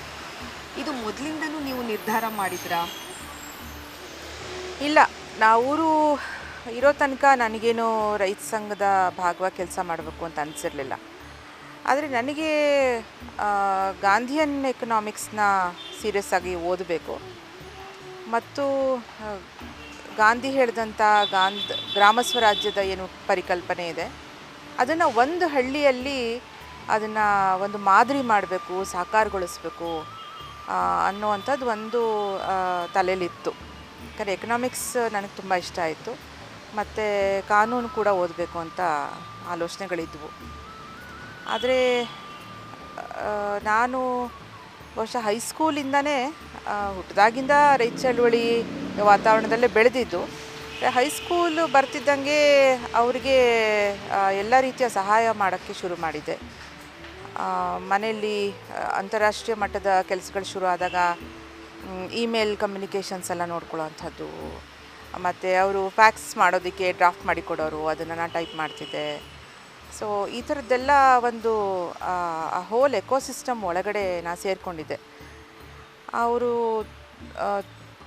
ಏನು ನಮ್ಮನ್ನು ದೈಹಿಕವಾಗಿ ಅಗಲದ ದಿನ ನನಗನ್ಸಿದ್ದು ಎಷ್ಟೋ ಅವ್ರ ಕೊನೆಯ ಕನಸುಗಳಿದ್ವಲ್ಲ, ಕೊನೆಯ ಯೋಜನೆಗಳು, ಅಮೃತ ಭೂಮಿ ಇರಬಹುದು ಅಥವಾ ಮಧ್ಯವರ್ತಿಗಳಲ್ಲದ ಒಂದು ನೇರ ಮಾರುಕಟ್ಟೆ ಮಾಡಬೇಕು ಅಂಥೇಳಿ ನಮ್ಮದು ಅಂತ ಶುರು ಮಾಡಿದರು. ಮತ್ತು ಹೊಸ ತಲೆಮಾರಿನ ರೈತ ಸಂಘಟನೆ ಮಾಡಬೇಕು ಅಂಥೇಳಿ ಹಸಿರು ಸೇನೆ ಅಂತ ಶುರು ಮಾಡಿದರು. ಈ ಎಲ್ಲ ಕೆಲಸಗಳು ನನ್ನ ಮಟ್ಟಿಗೆ ನನ್ನ ಕೈಲಿ ಎಷ್ಟಾಗುತ್ತೆ ಅಷ್ಟು ಮಟ್ಟಿಗೆ ಅದನ್ನು ಮುಂದಕ್ಕೆ ತೊಗೊಂಡು ಹೋಗಬೇಕು ಅಂತ ಅನಿಸಿದ್ದು. ಜೊತೆಗೆ ಅವ್ರು ಮಾಡ್ತಿದ್ದಂಥ ಕೆಲಸಗಳು ಎಲ್ಲದಕ್ಕಿಂತ ಭಾಳ ಮುಖ್ಯವಾದಂಥ ಕೆಲಸಗಳು. ಹಾಗಾಗಿ ಅದಕ್ಕಿಂತ ಭಾಳ ಮುಖ್ಯವಾದಂಥ ಕೆಲಸಗಳು ಇನ್ಯಾವುದೂ ಇಲ್ಲ ಅಂತ ಅನಿಸಿದ್ರಿಂದ ನನಗೆ ಬೇರೆ ಕೆರಿಯರ್ ಆಪ್ಷನ್ಸ್ ಅಂತ ಹುಡುಕೋ ಗೋಜಲು ನನಗಿರಲಿಲ್ಲ. ಹಾಗಾಗಿ ಇದನ್ನು ತುಂಬ ಸಹಜವಾಗಿ ರೈತ ಚಳವಳಿ ಒಳಗಡೆ ನಾನು ಮುಂದುವರಿಸ್ಕೊಂಡು ಬಂದಿದ್ದು. ಮತ್ತು ಅವರು ರೈತ ಸಂಘದ ಕಾರ್ಯಚಟುವಟಿಕೆಗಳನ್ನು, ಅಂದಿನ ಆಗು ಹೋಗುಗಳನ್ನು ಮತ್ತು ಅವ್ರ ಹೋರಾಟಗಳನ್ನು ನಿಮ್ಮ ಜೊತೆ ಚರ್ಚೆ ಮಾಡ್ತಿದ್ರಾ? ಹೇಗೆ ನಿಮ್ಮನ್ನು ಇನ್ವಾಲ್ವ್ ಮಾಡ್ಕೋತಾ ಇದ್ರು ಅವ್ರ ಕೆಲಸ ಕಾರ್ಯಗಳಲ್ಲಿ? ಮನೆಯಲ್ಲಿ ಅವರು ನಮ್ಮಗಳ ಜೊತೆ, ನಮ್ಮ ಅಮ್ಮನ ಜೊತೆ ಎಲ್ಲ ಏನು ರೈತ ಚಳವಳಿಯಲ್ಲಿ ಆಗ್ತಿರುವಂಥ ಬೆಳವಣಿಗೆಗಳು ಮತ್ತು ಒಟ್ಟಾರೆ ಏನು ವ್ಯವಸ್ಥೆ ಒಳಗಡೆ ಆಗ್ತಿರುವಂಥ ಬೆಳವಣಿಗೆಗಳು ಇವೆಲ್ಲದ್ರ ಬಗ್ಗೆ ಚರ್ಚೆ ಮಾಡ್ತಲೇ ಇರೋರು. ಅದನ್ನು ಬೇರೆ ಚರ್ಚೆಗಳು ತುಂಬ ಕಡಿಮೆ, ವೈಯಕ್ತಿಕವಾದಂಥ ಚರ್ಚೆಗಳು ಅಥವಾ ಕುಟುಂಬದ ಏನು ಸದಸ್ಯರ ಬಗ್ಗೆ ಚರ್ಚೆಗಳು ಅವೆಲ್ಲ ತುಂಬ ಕಡಿಮೆ ಇರ್ತಿದ್ವು. 2000ನೇ ಇಸ್ವಿಯಲ್ಲಿ ಒಂದು ಸಣ್ಣ ಪುಸ್ತಕ ಬರೆದ್ರು, ರೈತ ಚಳವಳಿಯ 20 ವರ್ಷಗಳ ಆತ್ಮಾವಲೋಕನ ಮತ್ತು ಮತ್ತೆ ಪರ್ಯಾಯ ಸರ್ಕಾರದೆಡೆಗೆ ಅಂತ. ಆ ಪುಸ್ತಕವನ್ನು ಅವರು ಆಮ್ಸ್ಟರ್ಡ್ಯಾಮಲ್ಲಿ ಬರೆದಿದ್ರು. ನಂಗೆ ಆಗ 18 ವರ್ಷ. ನನಗೆ ಮೆಕ್ಸಿಕೋದಲ್ಲಿ ಯಾವುದೋ ಒಂದು ಕಾನ್ಫರೆನ್ಸಿಗೆ ಕಳಿಸ್ಕೊಟ್ಟಿದ್ರು, ಜೆಂಡರ್ ರಿಲೇಟೆಡ್ ಕಾನ್ಫರೆನ್ಸ್ಗೆ. ಅವ್ರ ಸ್ನೇಹಿತರು ತುಂಬ ಒತ್ತಾಯ ಮಾಡಿ, ಇಲ್ಲ ನಿಮ್ಮ ಮಗಳನ್ನ ಕಳಿಸ್ಲೇಬೇಕು ಅಂತಂದಾಗ ಇವ್ರು ಯುರೋಪ್ ತನಕ ನನ್ನ ಜೊತೆಗೆ ಬಂದರು. ಇವ್ರು ಯುರೋಪಲ್ಲಿ ಉಳ್ಕೊಂಡ್ರು. ನನ್ನನ್ನು ಅವ್ರ ಜೊತೆ ಮೆಕ್ಸಿಕೋ ಕಳಿಸಿದ್ರು. ಸೊ ನಾನು ಮೆಕ್ಸಿಕೋ ಹೋಗಿ ಹೆಚ್ಚು ಕಮ್ಮಿ ಒಂದು 20-25 ದಿವಸ ಕಾನ್ಫರೆನ್ಸ್ ಎಲ್ಲ ಮುಗಿಸ್ಕೊಂಡು ಬರೋ ಅಷ್ಟೊತ್ತಿಗೆ ಇವರು ಬಿಡುವಿನ ವೇಳೆಯಲ್ಲಿ ಅದೊಂದು ಸಣ್ಣ ಪುಸ್ತಕ ಬರೆದಿದ್ರು. ಅದಾದಮೇಲೆ ನಾವು ವಾಪಸ್ ಆಮ್ಸ್ಟರ್ಡ್ಯಾಮಿಂದ ಮುಂಬೈಗೆ ಬರುವಾಗ ಫ್ಲೈಟ್ನಲ್ಲಿ ಕೊಟ್ಟರು ನನಗೆ, ಇದನ್ನು ನೋಡು ಏನನ್ಸತ್ತೆ ಅಂತ. ಕೊಟ್ಟುಬಿಟ್ಟು ಅವರು ನನ್ನ ಇದ್ರ ಮೇಲೆ ಭುಜದ ಮೇಲೆ ತಲೆ ಹಾಕಿ ಮಲಗಿಬಿಟ್ರು. ನಾನು ಅದನ್ನು ಓದುವಾಗ ಮತ್ತೆ ಪರ್ಯಾಯ ಸರ್ಕಾರದೆಡೆಗೆ ಅನ್ನೋ ಪುಸ್ತಕದಲ್ಲಿ 2 ಭಾಗ ಇದೆ. ಒಂದು 2000ನೇ ಇಸ್ವಿ ತನಕ ರೈತ ಚಳವಳಿಯಲ್ಲಿ ಆಗಿರುವಂತಹ ಆಗುಹೋಗುಗಳು, ಅದರ ಒಂದು ಅವಲೋಕನ. ಅದಾದ ನಂತರ 2ನೇ ಭಾಗ ಮುಂದೇನು ಮಾಡಬೇಕು, ನಮಗಿರೋ ಸವಾಲುಗಳೇನು, ಮುಂದೆ ಹೇಗೆ ನಾವು ಸಂಘಟನೆ ಮಾಡಬೇಕು. ಅಂದರೆ ಈ ಅವಲೋಕನಗಳಲ್ಲಿ ಬಂದಿರುವಂತಹ ತಪ್ಪುಗಳನ್ನು ಹೇಗೆ ಸರಿ ಮಾಡ್ಕೊಳ್ಳೋದು ಹೇಗೆ, ಈ ಥರದ ಒಂದು ಸಣ್ಣ ಪುಸ್ತಕ ಅಷ್ಟೇ ಅದು. ಅದು ಆಗ್ತಾನೆ ರೈತ ಸಂಘದಲ್ಲಿ ಒಂದು ವಿಘಟನೆ ಆಗಿತ್ತು. ವಿಘಟನೆ ಸಂದರ್ಭದಲ್ಲಿ ರೈತ ಚಳುವಳಿ ಮುಂಚೂಣಿಯಲ್ಲಿ ಇದ್ದಂಥವರೇನೆ ಅವ್ರ ಬಗ್ಗೆ ಮಾತನಾಡಿದಂಥ ಮಾತುಗಳು ಇವೆಲ್ಲವೂ ನನ್ನ ತಲೆಯಲ್ಲಿ ಅದೆಲ್ಲ ಅರ್ಥ ಆಗ್ತಿದ್ದಂಥ ವಯಸ್ಸು. ನನಗಾಗಲೇ ಆಲ್ರೆಡಿ 18 ಆಗಿದ್ದರಿಂದ ಅವೆಲ್ಲವೂ ನನ್ನ ತಲೆಯಲ್ಲಿ ಒಂದು ರೀತಿ ಹಚ್ಚ ಹಸಿರಾಗಿದ್ದರಿಂದ ಆ ಪುಸ್ತಕದ ಹಿಂದೆ, ಆ ಬರವಣಿಗೆ ಹಿಂದೆ ಇದ್ದಂಥ ನೋವು ಹೆಂಗಿದೆ ಅಂಥೇಳಿ ನಾನು ಅವ್ರ ತಲೆ ಹಿಂಗೆ ಹಾಕ್ಕೊಂಡಿದ್ರು. ನನಗೆ ಒಂದು ರೀತಿ ಮಗು ಥರ ಕಾಣಿಸೋಕ್ಕೆ ಶುರು ಆದರು. ಅದು ಓದ್ತಾ ಓದ್ತಾ ನನ್ನ ಕಣ್ಣಲ್ಲಿ ನೀರು ಬರೋಕ್ಕೆ ಶುರು ಆಯಿತು. ಈ ಥರದ್ದು ಆಮೇಲೆ ಅದೆಲ್ಲ ಆದಮೇಲೆ ಏನು ಅನಿಸುತ್ತೆ ಅಂತ ನನ್ನ ಅಭಿಪ್ರಾಯ ಕೇಳೋದು. ಆಮೇಲೆ ಅರಸೀಕೆರೆಯಲ್ಲಿ ಒಂದು ಸಲ ಏನಾಯಿತು, ಒಬ್ಬ ಭ್ರಷ್ಟ KPTCLನ ಅಧಿಕಾರಿಗೆ ಕಪಾಳಕ್ಕೆ ಹೊಡೆದು ಬಂದುಬಿಟ್ಟಿದ್ರು. ಕಪಾಳಕ್ಕೆ ಹೊಡೆದಿದ್ರು. ಅದು ನ್ಯೂಸಲ್ಲೆಲ್ಲ ಬಂತು, ETVಲಿ ಮೊದಲು ಬಂತು. ಆಗ ನಾವು ನಮ್ಮಮ್ಮ ಈ ಪಪ್ಪನ ಬುದ್ಧಿ ಇಲ್ಲ ಅಂತೆಲ್ಲ ಬೈಯಕ್ಕೆ ಶುರು ಮಾಡಿದರು. ಇವ್ರನ್ನ ಅರೆಸ್ಟ್ ಮಾಡಿದರು. ಇವ್ರನ್ನ ಕಸ್ಟಡಿಗೆ ತೊಗೊಂಡು ಹೋಗಿದ್ರಂತೆ.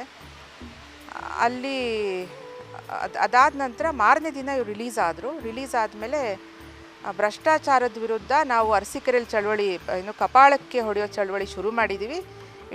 ಇಡೀ ಕರ್ನಾಟಕದಲ್ಲಿ ಎಲ್ಲ ರೈತರು ಭ್ರಷ್ಟ ಅಧಿಕಾರಿಗಳ ಕಪಾಳಕ್ಕೆ ಹೊಡಿತಾರೆ ಅಂತ ಹೇಳಿದರು. ಸೊ ಅದನ್ನೆಲ್ಲ ನೋಡಿ ನಮ್ಮ ಅಮ್ಮಂಗೆ ಸ್ವಲ್ಪ ಹೆದರಿಕೆ ಆಗಿತ್ತು. ಆಮೇಲೆ ಮನೆಗೆ ಬಂದರು. ಊಟ ಗೀಟ ಎಲ್ಲ ಆದಮೇಲೆ ನಾನೇನೋ ಮಾಡ್ತಾ ಕೂತಿದ್ದೆ. ಅಮ್ಮ ಚರ್ಚೆ ಶುರು ಮಾಡಿದ್ರು. ಇದೆಲ್ಲ ಬೇಕಾ ನಿಮ್ಗೆ ಈ ವಯಸ್ಸಿನಲ್ಲಿ, ಇಷ್ಟೊಂದು ಅಗ್ರೆಸಿವ್ ಆಗಿ ಹೋಗಬೇಕಾ ಅಂತ ಎಲ್ಲ. ಅದಕ್ಕೇ ನಿನಗೆ ಅರ್ಥ ಆಗಲ್ಲ, ಏನಂತಾರೆ ನಮ್ಮ ಸಮಾಜಶಾಸ್ತ್ರಜ್ಞರು ಅಂದರು ನನಗೆ.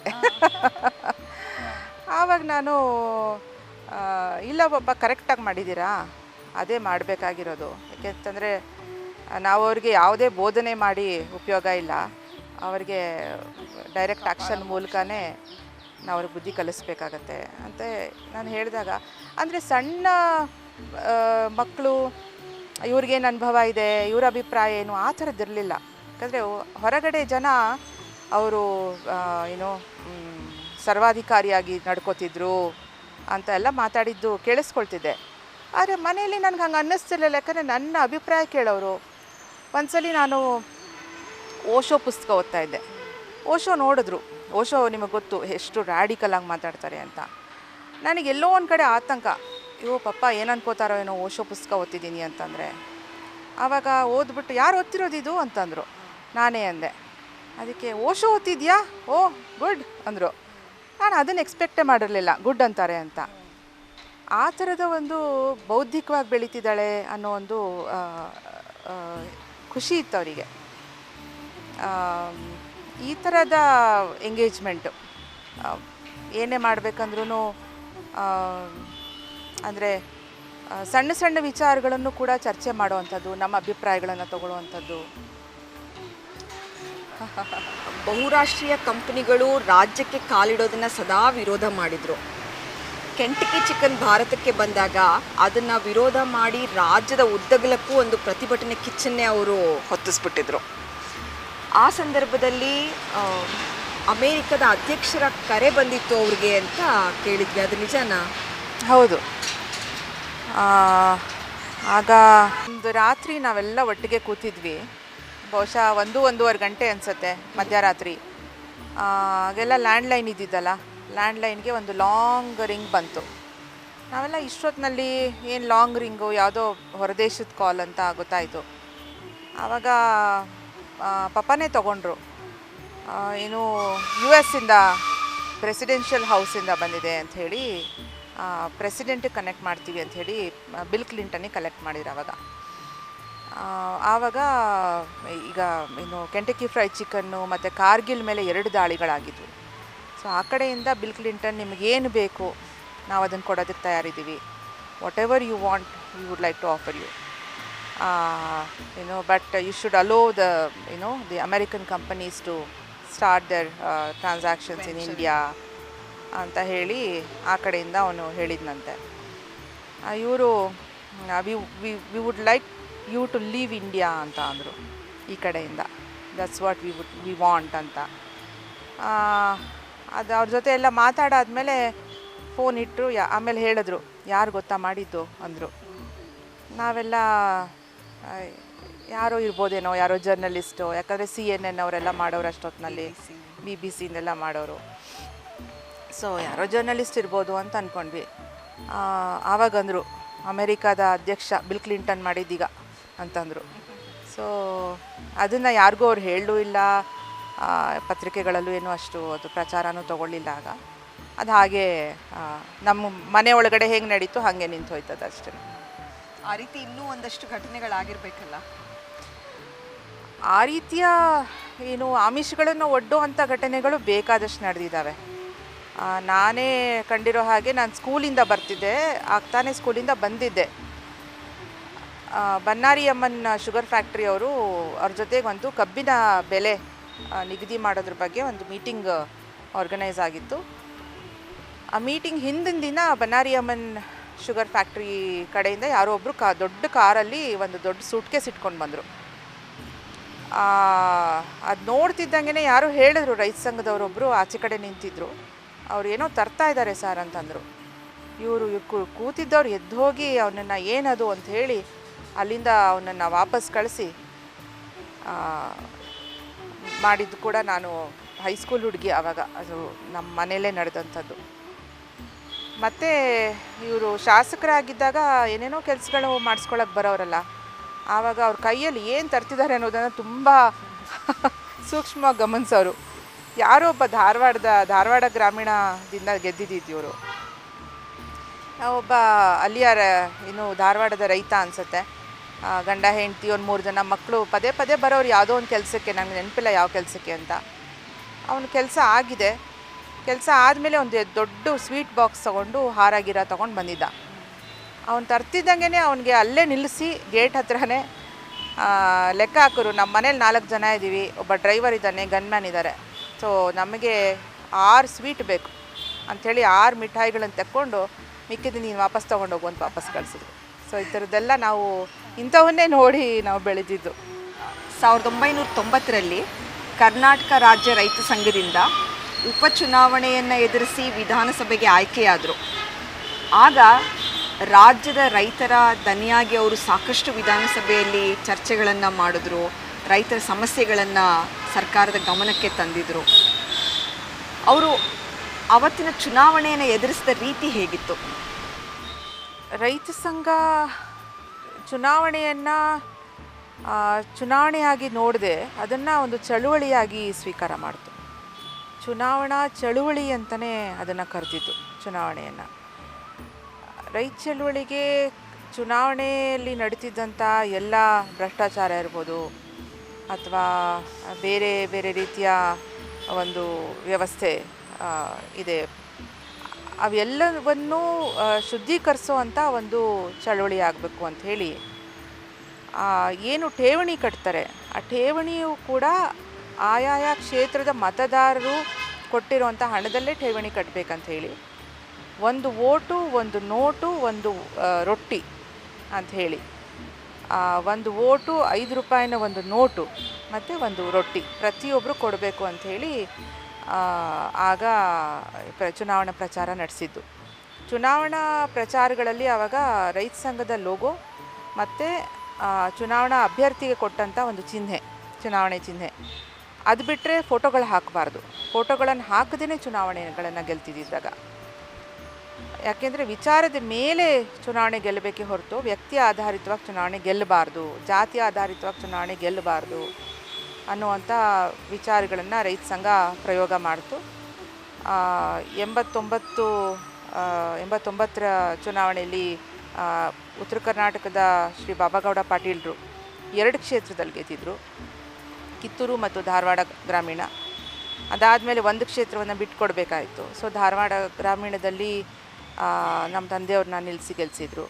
ಅದಾದ ನಂತರ 2ನೇ ಚುನಾವಣೆ 94ನೇ ಚುನಾವಣೆಯಲ್ಲಿ ಇನ್ನು ರೈತ ಸಂಘದಿಂದ ಒಬ್ಬರು ಅಭ್ಯರ್ಥಿ ಗೆದ್ದಿದ್ರು, ಅದು KS ಪುಟ್ಟಣ್ಣಯ್ಯನವರು.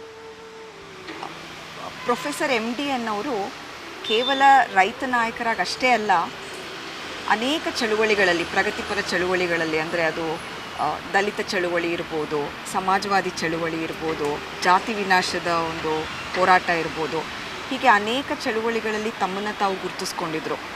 ಹಾಗಾಗಿ ಅವ್ರಿಗೆ ಪೂರ್ಣಚಂದ್ರ ತೇಜಸ್ವಿ ಅವರು, ಪ್ರೊಫೆಸರ್ ರವಿವರ್ಮ ಕುಮಾರ್ ಅವರು, ಕೆ ರಾಮದಾಸ್ ಅವರು, ದೇವನೂರು ಮಹದೇವ ಅವರು, ರಾಜಶೇಖರ್ ಕೋಟಿ ಅವರು, ಹೀಗೆ ಅನೇಕ ಸ್ನೇಹಿತರು ಅವ್ರಿಗೆ ಇದ್ದರು, ಸಮಾನ ಮನಸ್ಕ ಸ್ನೇಹಿತರಿದ್ದರು. ಅವರೆಲ್ಲರೂ ಒಟ್ಟಿಗೆ ಸೇರಿದಾಗ ಯಾವ ರೀತಿ ಚರ್ಚೆಗಳಾಗ್ತಾ ಇದ್ವು? ನೀವು ಹೇಳಿದಂಥ ಎಲ್ಲ ಹೆಸರುಗಳು ರೈತ ಸಂಘ ಶುರು ಆಗೋಕ್ಕಿಂತ ಮುಂಚೆ ಏನು ಸಮಾಜವಾದಿ ಯುವಜನ ಸಭಾ ಅಂತಿತ್ತು, ಸಮಾಜವಾದಿ ಪಕ್ಷ ಇತ್ತು, ಡಾಕ್ಟರ್ ರಾಮ್ ಮನೋಹರ್ ಲೋಹಿಯಾರ್ ಅವರು ಶುರು ಮಾಡಿದಂಥ ಪಕ್ಷ. ಆ ಪಕ್ಷದ ಜೊತೆಗೆ ಕೆಲಸ ಮಾಡಿದಂಥ ಒಂದು ಕರ್ನಾಟಕದ ಒಂದು ತಲೆಮಾರಿನ ಏನು ಸೈದ್ಧಾಂತಿಕತೆಯನ್ನೇ ಬದಲಾಯಿಸಿರುವಂಥ ಒಂದು ತಂಡ ಇದು. 80ರ ದಶಕದಲ್ಲಿ ಏನು ನರಗುಂದ ಮತ್ತು ನವಿಲುಗುಂದದ ಬಂಡಾಯ ಆಯಿತು, ಅದಾದ ನಂತರ ಈ ಸಣ್ಣ ಬೆಳೆಗಾರರ ಒಕ್ಕೂಟ ಅಂತ ಮಾಡ್ಕೊಂಡಿದ್ರು. ND ಸುಂದರೇಶ್ ಅವರು, KP ಪೂರ್ಣಚಂದ್ರ ತೇಜಸ್ವಿ ಅವರು, ಇವರೆಲ್ಲರೂ ಒಟ್ಟಿಗೆ ತರುವಂಥ ಕೆಲಸ. ಮತ್ತು ನಮ್ಮ ತಂದೆಯೇ ಹೇಳ್ತಿದ್ದ ಪ್ರಕಾರ ಕರ್ನಾಟಕದ ರೈತ ಚಳವಳಿ ಸಮಾಜವಾದಿ ಚಳವಳಿಯ ಮುಂದುವರಿಕೆ ಅಂತ. ಬುದ್ಧ, ಬಸವ, ಗಾಂಧಿ, ಅಂಬೇಡ್ಕರ್ ಶುರು ಮಾಡಿದಂತಹ ಆ ಸಮಾನತೆಗೋಸ್ಕರ ಏನು ನಡೆದಂಥ ಚಳವಳಿ ಇತ್ತು, ಆ ಚಳವಳಿಯ ಮುಂದುವರಿಕೆಯೇ ಕರ್ನಾಟಕದ ರೈತ ಚಳವಳಿ ಅಂತ ಒಂದು ಸಮಗ್ರವಾದಂತಹ ವೈಚಾರಿಕತೆಯನ್ನು ಇಟ್ಕೊಂಡು ಮಾತಾಡೋರು. ನಾವೆಲ್ಲ ಹುಟ್ಟಿದ ಮೇಲೆ ಕರ್ನಾಟಕದ ರೈತ ಚಳವಳಿ ಜೊತೆಗೆ ಏನು ನಂಜುಂಡಸ್ವಾಮಿಯವ್ರ ಜೊತೆಗೆ ಪೂರ್ಣಚಂದ್ರ ತೇಜಸ್ವಿ ಅವರಾಗಿರ್ಬೋದು, ದೇವನೂರು ಮಹಾದೇವ ಅವರಾಗಿರ್ಬೋದು, ರಾಮದಾಸರಾಗಿರ್ಬೋದು, ರಾಜಶೇಖರ್ ಕೋಟಿ ಅವರಾಗಿರ್ಬೋದು, ರವಿವರ್ಮ ಕುಮಾರ್ ಅವರಾಗಿರ್ಬೋದು, ಎಲ್ಲರೂ ಕೂಡ ನಂಜುಂಡಸ್ವಾಮಿಯವ್ರ ಜೊತೆಗೆ ಒಂದು ನಂಟನ್ನು ಇಟ್ಕೊಂಡಿದ್ರು. ಕೆಲವರು ರೈತ ಸಂಘದ ಜೊತೆಗೆ ಮುಂದುವರಿಸಿದ್ರು ಆ ನಂಟನ್ನು. ಉದಾಹರಣೆಗೆ ರವಿವರ್ಮ ಕುಮಾರ್ ಅವರು ರೈತ ಸಂಘದ ವಕೀಲರಾಗಿ ಮುಂದುವರಿಸಿದರು. ಎಲ್ಲೆಲ್ಲಿ ರೈತರ ಮೇಲೆ ಕೇಸ್ಗಳನ್ನು ಹಾಕ್ತಿದ್ರು ಅಲ್ಲಿ ಹೋಗಿ ಇವರು ಕೇಸ್ಗಳನ್ನು ಫೈಟ್ ಮಾಡೋವಂಥ ಕೆಲಸಗಳು ಮಾಡೋರು. ND ಸುಂದರೇಶ್ ಅವರು, ಕಡದಾಳ್ ಶಾಮಣ್ಣ ಅವರು ರೈತ ಸಂಘದ ಏನು ಅಂದಿನ ಕಾಲದ ರೈತ ಚಳವಳಿನ ಕಟ್ಟೋದರಲ್ಲಿ ಭಾಳ ಮುಖ್ಯವಾದಂಥ ಪಾತ್ರವನ್ನು ವಹಿಸಿದಂಥವ್ರು. ರವಿವರ್ಮ ಕುಮಾರ್ ಅವರು ಉದಾಹರಣೆಗೆ ಈಗಲೂ ಸಿಕ್ಕಿದಾಗೆಲ್ಲ ಜ್ಞಾಪಿಸ್ಕೊಳ್ತಾ ಇರ್ತಾರೆ. ಹೇಗೆ ಅವರು ಅವರ ಮದುವೆಯ ಸಂದರ್ಭದಲ್ಲಿ ಇದ್ದಂಥ 3 ವಿಟ್ನೆಸ್ಗಳಲ್ಲಿ 3 ಜನ ಏನು ಸರಳ ಮದುವೆ ಮತ್ತು ಮಂತ್ರ ಮಾಂಗಲ್ಯವನ್ನು ಏನು ಆಚರಣೆಗೆ ತರ್ತಿದ್ದಂಥ ಸಂದರ್ಭ ಅದು. ಹಾಗಾಗಿ ಅವರೆಲ್ಲರೂ ಕೂಡ ಜಾತ್ಯತೀತವಾಗಿ ಅಂತರ್ಜಾತಿ ವಿವಾಹಗಳನ್ನು ಮಾಡ್ಕೊಂಡಂಥದ್ದು, ಮೌಢ್ಯವನ್ನು ವಿರೋಧಿಸಿ ಮಂಗಳವಾರದ ದಿನ ರಾಹುಕಾಲದಲ್ಲಿ ಅಮಾವಾಸ್ಯೆ ದಿನ ಮದುವೆಗಳನ್ನು ಮಾಡ್ಕೊಂಡಿದ್ದಂಥವ್ರು. ಸೊ ನಮ್ಮ ತಂದೆ ಮದುವೆ ಆದಾಗ ರವಿವರ್ಮ ಕುಮಾರ್ ಅವರು ಮತ್ತು ಜಸ್ಟಿಸ್ SR ನಾಯಕ್ ಅವರು ಇವರೆಲ್ಲರೂ ಕೂಡ ಜೊತೆಗಿದ್ದರು. ಮತ್ತು ಏನು ಹೆಚ್ಚು ಕಮ್ಮಿ ಪ್ರತಿನಿತ್ಯ ಸಿಕ್ಕವರು ನಮಗೆ. ಇವತ್ತಿಗೂ ಕೂಡ ನಾವು ಅವ್ರನ್ನೆಲ್ಲ ಹಿಂತಿರುಗಿ ನೋಡಿದಾಗ ಒಂದು ಆ ಬಾಲ್ಯದಲ್ಲಿ ಸಿಕ್ಕಂಥ ಒಂದು ಆತ್ಮೀಯತೆ ಇದೆಯಲ್ಲ, ಇವತ್ತಿಗೂ ಕೂಡ ನಾವು ಅವ್ರನ್ನೆಲ್ಲ ಮಾಮ ಅಂತಲೇ ಕರೆಯೋದು. ಹಾಗಾಗಿ ಒಂದು ಸಂಘಟನೆಗಳಲ್ಲಿ ಇಲ್ಲದೇ ಇದ್ದರೂ ಕೂಡ, ಉದಾಹರಣೆಗೆ ಪೂರ್ಣಚಂದ್ರ ತೇಜಸ್ವಿ ಅವರು ಒಂದು ಅಗ್ನಿಯಲ್ಲಿ ಬಹುಶಃ ಒಂದು ಕಾಲಮ್ ಬರೆದಿದ್ರು, ಲೇಖನ ಬರೆದಿದ್ರು. ಆ ಲೇಖನದಲ್ಲಿ ರೈತರು ಯಾಕೆ ಆತ್ಮಹತ್ಯೆ ಮಾಡ್ಕೊಳ್ಬೇಕು, ಸರ್ಕಾರಗಳ ಆತ್ಮಹತ್ಯೆ ಮಾಡ್ಕೋಬೇಕು ಅಂತ ಬರೆದಿದ್ರು. ಆಗ ನಮ್ಮ ತಂದೆ ಹೇಳಿದ್ದು, ಪೂರ್ಣಚಂದ್ರ ತೇಜಸ್ವಿ ಅವರ ಈ ವಿಚಾರ ಏನಿದೆ ಇದು ಈ ವರ್ಷದ ನಮ್ಮ ಘೋಷಣೆ ಆಗುತ್ತೆ, ರೈತ ಚಳವಳಿ ಘೋಷಣೆ ಅಂಥೇಳಿ ಕೊನೆಯ ಸಮಾವೇಶ ಏನಿತ್ತು ಆ ಸಮಾವೇಶದ ಘೋಷಣೆ ಆಗಿತ್ತದು, ಸರ್ಕಾರಗಳು ಆತ್ಮಹತ್ಯೆ ಮಾಡಿಕೊಳ್ಳಲಿ, ರೈತರಲ್ಲ ಅಂತ. ಹಾಗಾಗಿ ಈ ರೀತಿಯ ಒಂದು ಬೌದ್ಧಿಕವಾದಂಥ ಸೈದ್ಧಾಂತಿಕವಾದಂಥ ಸಂಬಂಧ ಅದು ಕೊನೆ ತನಕ ಇತ್ತು. ಮೊನ್ನೆ ಏನೋ ಹುಡುಕುವಾಗ ತೇಜಸ್ವಿ ಅವ್ರಿಗೆ ನಮ್ಮ ತಂದೆಯವರು ಬರೆದಿರುವಂಥ ಒಂದು ಹಳೆಯ ಪತ್ರ, ಭಾಳಷ್ಟು ಪತ್ರಗಳನ್ನು ನಾವು ರಾಜೇಶ್ವರಿ ತೇಜಸ್ವಿ ಅವರಿದ್ದ ಕೊಟ್ಬಿಟ್ಟಿದ್ದೀವಿ. ಅದೊಂದು ಪತ್ರ ನನ್ನ ಹತ್ರ ಉಳ್ಕೊಂಡಿದೆ. ಅದರಲ್ಲಿ ಎಷ್ಟು ವಿಶೇಷವಾಗಿ ಬರೆದಿದ್ದಾರೆ ಅಂತಂದರೆ 1974ರಲ್ಲಿ ಬರೆದಿರೋವಂಥ ಪತ್ರ. ಹುಬ್ಬಳ್ಳಿಯಿಂದ, ಪ್ರಿಯ ಶ್ರೀ ತೇಜಸ್ವಿ, ನಿನ್ನೆ ಹುಬ್ಬಳ್ಳಿಯಲ್ಲಿ ಬಹಿರಂಗ ಸಭೆ ಇತ್ತು. ಎಲ್ಲ ಕಾಲೇಜುಗಳ ಬಂದ್ ಆಗಿತ್ತು. ಸುಮಾರು 5,000 ಜನರ ಮೆರವಣಿಗೆ ಆಯಿತು. ಕೆಲಸ ಭರದಿಂದ ಸಾಗುತ್ತಿದೆ. ಈ ಕಡೆ ಮಲೆನಾಡು ಜಿಲ್ಲೆಗಳಲ್ಲಿ ಕೆಲಸ ತೀವ್ರಗೊಳಿಸಬೇಕಾಗಿದೆ. ಉತ್ತರ ಕರ್ನಾಟಕ ಮತ್ತು ಮಲೆನಾಡು ಕರ್ನಾಟಕವನ್ನು ನಾವು ಸಂಘಟನೆ ಮಾಡಿದರೆ ಸಾಕಷ್ಟು ಶಕ್ತಿ ಬ್ರ್ಯಾಕೆಟ್ನಲ್ಲಿ ಸರ್ಕಾರ ಉರುಳಿಸಲು ಬರುತ್ತದೆ. ನೀವು 5/1/1975 ಬೆಳಗಾಂ ಸಭೆಗೆ ಬರಲೇಬೇಕು. 6/1/1975 ಹುಬ್ಬಳ್ಳಿಯಲ್ಲಿ 2 ಬಹಿರಂಗ ಸಭೆಗಳಿವೆ. ನೀವು 4/1/1975 ಬೆಂಗಳೂರಿಗೆ ಬಂದರೆ ಇಬ್ಬರೂ ಒಟ್ಟಿಗೆ ಬೆಳಗಾವಿಗೆ ಹೋಗಬಹುದು. ಹಾಗೆಯೇ ಜೀಪನ್ನು ಬೆಂಗಳೂರಿಗೆ ತರುವುದು ಸಾಧ್ಯವಾದರೆ ತನ್ನಿರಿ, ಅದರ ವೆಚ್ಚ ನಾನು ಕೊಡುತ್ತೇನೆ. 2/1/1975 ಪಟ್ಟಣ ಶೆಟ್ಟರು ಮೈಸೂರಿಗೆ ಹೋಗುತ್ತಿದ್ದಾರೆ. ಸಾಧ್ಯವಾದರೆ ಭೇಟಿ ಮಾಡಿರಿ, ಕೂಡಲೇ ಪತ್ರ ಬರೆಯಿರಿ, ಶುಭಾಶಯಗಳು, ನಿಮ್ಮವ ನಂಜುಂಡಸ್ವಾಮಿ ಅಂತ. ಅಂದರೆ ಸ್ನೇಹದ ಪಾಡಿಗೆ ಸ್ನೇಹದ ಜೊತೆಗೆ ಹೋರಾಟದ ಕಾರ್ಯತಂತ್ರಗಳು, ರೂಪುರೇಷೆಗಳನ್ನು ಮಾಡ್ತಿದ್ದಂಥ ಈ ಪತ್ರ. ಮತ್ತು ಅವರು ಒಂದು ಪತ್ರಿಕೆಯ ಸಂಪಾದಕರು ಆಗಿದ್ದರು, ಮತ್ತು ಬೇರೆ ಬೇರೆ ಪತ್ರಿಕೆಗಳಲ್ಲಿ ಕಾಲಮ್ನ ಕೂಡ ಬರೀತಿದ್ರು ಅಲ್ವಾ? ಹೌದು. ನಮ್ಮ ನಾಡು ಅಂತ ಹೇಳಿ ಒಂದು ಪತ್ರಿಕೆಯನ್ನು ರೈತ ಚಳವಳಿ ಶುರು ಆದಮೇಲೆ ಅವರ ಸಂಪಾದಕತ್ವದಲ್ಲೇ ಬರ್ತಾಯಿತ್ತು. ಅದಕ್ಕಿಂತ ಮುಂಚೆ 70ರ ದಶಕದಲ್ಲಿ ಆಂದೋಲನಕ್ಕೆ ಒಂದು 3-4 ವರ್ಷ ಕಾಲಮ್ನ ಬರೆದಿದ್ದಾರೆ. ಮತ್ತು ಬೇರೆ ಬೇರೆ ಪತ್ರಿಕೆಗಳಿಗೂ ಕೂಡ ಪ್ರಜಾವಾಣಿಯ ವಾಚಕರವಾಣಿಗೆ ಸತತವಾಗಿ ಪತ್ರಗಳನ್ನು ಬರೆಯೋರಂತೆ. ಮತ್ತು ಬೇರೆ ಬೇರೆ ಪತ್ರಿಕೆಗಳಿಗೂ ಬರಿತಿದ್ರು ಅನ್ನೋದು ಒಂದಷ್ಟು ನಮ್ಮ ಮನೇಲಿದೆ, ಅದರ ದಾಖಲೆಗಳಿದ್ದಾವೆ. 90ರ ದಶಕದಲ್ಲೇ ಜಾಗತೀಕರಣ ಮತ್ತು ಉದಾರೀಕರಣದ ಹೆಸರಿನಲ್ಲಿ ಬಹುರಾಷ್ಟ್ರೀಯ ಕಂಪನಿಗಳು ದೇಶೀಯ ತಳಿಗಳನ್ನು ಕೊಲ್ತಾ ಇವೆ ಅಂತ ಹೇಳಿ ಪ್ರತಿಭಟಿಸಿದರು. ಆದರೆ ಇವತ್ತು ನಮ್ಮ ರೈತರು ಸಂಪೂರ್ಣವಾಗಿ ಹೈಬ್ರಿಡ್ ಮತ್ತು ಕುಲಾಂತ್ರಿ ತಳಿಗಳ ದಾಸರಾಗಿ ಹೋಗಿದ್ದಾರಲ್ಲ? ಹೌದು. ಈಗ ನಮ್ಮ ದೇಶೀಯ ತಳಿಗಳು ಏನಿದ್ವು ಅವು ಬಹುತೇಕ ರೈತರ ಕೈಯಲ್ಲಿ ಉಳಿದಿಲ್ಲ. ಬಹುರಾಷ್ಟ್ರೀಯ ಕಂಪನಿಗಳು, ಅದರಲ್ಲೂ ಬಹುರಾಷ್ಟ್ರೀಯ ಕಂಪನಿಗಳ ಏಜೆಂಟ್ರಾಗಿ ಅಂತಲೇ ಹೇಳಬೇಕು, ಕೆಲಸ ಮಾಡ್ತಿರುವಂಥ ಸಾರ್ವಜನಿಕ ಕ್ಷೇತ್ರದಲ್ಲಿರುವಂತಹ ವಿಶ್ವವಿದ್ಯಾಲಯಗಳು, ಅವ್ರಗಳ ಕಪಿಮುಷ್ಟಿಯಲ್ಲಿ ಸ್ಥಳೀಯ ತಳಿಗಳು ಸಿಕ್ಕಾಕೊಂಡಿದ್ದಾವೆ. ಹೈಬ್ರಿಡ್ ಬಿತ್ತನೆ ಬೀಜಗಳ ಬಗ್ಗೆ ಒಂದು ಭ್ರಮೆಯನ್ನು ಮೂಡಿಸಿದ್ದಾರೆ. ಕುಲಾಂತರಿ ಬಿತ್ತನೆ ಬೀಜಗಳ ಬಗ್ಗೆ ಕೂಡ ಒಂದು ಭ್ರಮೆಯನ್ನು ಮೂಡಿಸುವಂಥ ಪ್ರಯತ್ನಗಳು BT ಹತ್ತಿಯಿಂದ ಶುರು ಆಯಿತು. ಈಗ ಹವಾಮಾನ ವೈಪರೀತ್ಯ ನಡೀತಾ ಇದೆ. ಈ ಹವಾಮಾನ ವೈಪರೀತ್ಯಕ್ಕೆ ಉತ್ತರ ಏನಪ್ಪ ಅಂತಂದರೆ, ಪುನಃ ಅದೇ ಬಹುರಾಷ್ಟ್ರೀಯ ಕಂಪನಿಗಳು ಮತ್ತು ಯಾವ್ಯಾವ ಕಂಪನಿಗಳು ಕೃಷಿ ಕ್ಷೇತ್ರದಲ್ಲಿ ಬಂಡವಾಳ ಹೂಡಿರಲಿಲ್ವೋ, ಯಾವ್ಯಾವ ಕಂಪನಿಗಳು ಮೈಕ್ರೋಸಾಫ್ಟ್ ಇರಬಹುದು ಅಥವಾ ಬೇರೆ ಬೇರೆ IT ಕ್ಷೇತ್ರದಲ್ಲಿ ಬಂಡವಾಳ ಹೂಡಿದಂಥ ಕಂಪನಿಗಳು ನಿಧಾನಕ್ಕೆ ಇವಾಗ ಕೃಷಿ ಕ್ಷೇತ್ರಕ್ಕೆ ಬರುವಂಥ ಕೆಲಸಗಳು ನಡೀತಾ ಇದ್ದಾವೆ. ಬಿಲ್ ಗೇಟ್ಸ್ ಉದಾಹರಣೆಗೆ ಹವಾಮಾನ ವೈಪರೀತ್ಯಕ್ಕೆ ನಾನೊಂದು ಉತ್ತರ ಹುಡುಕಿದ್ದೀನಿ ಅನ್ನುವಂಥ ಮಾತುಗಳನ್ನು ಆಡ್ತಾ ಇದ್ದಾನೆ.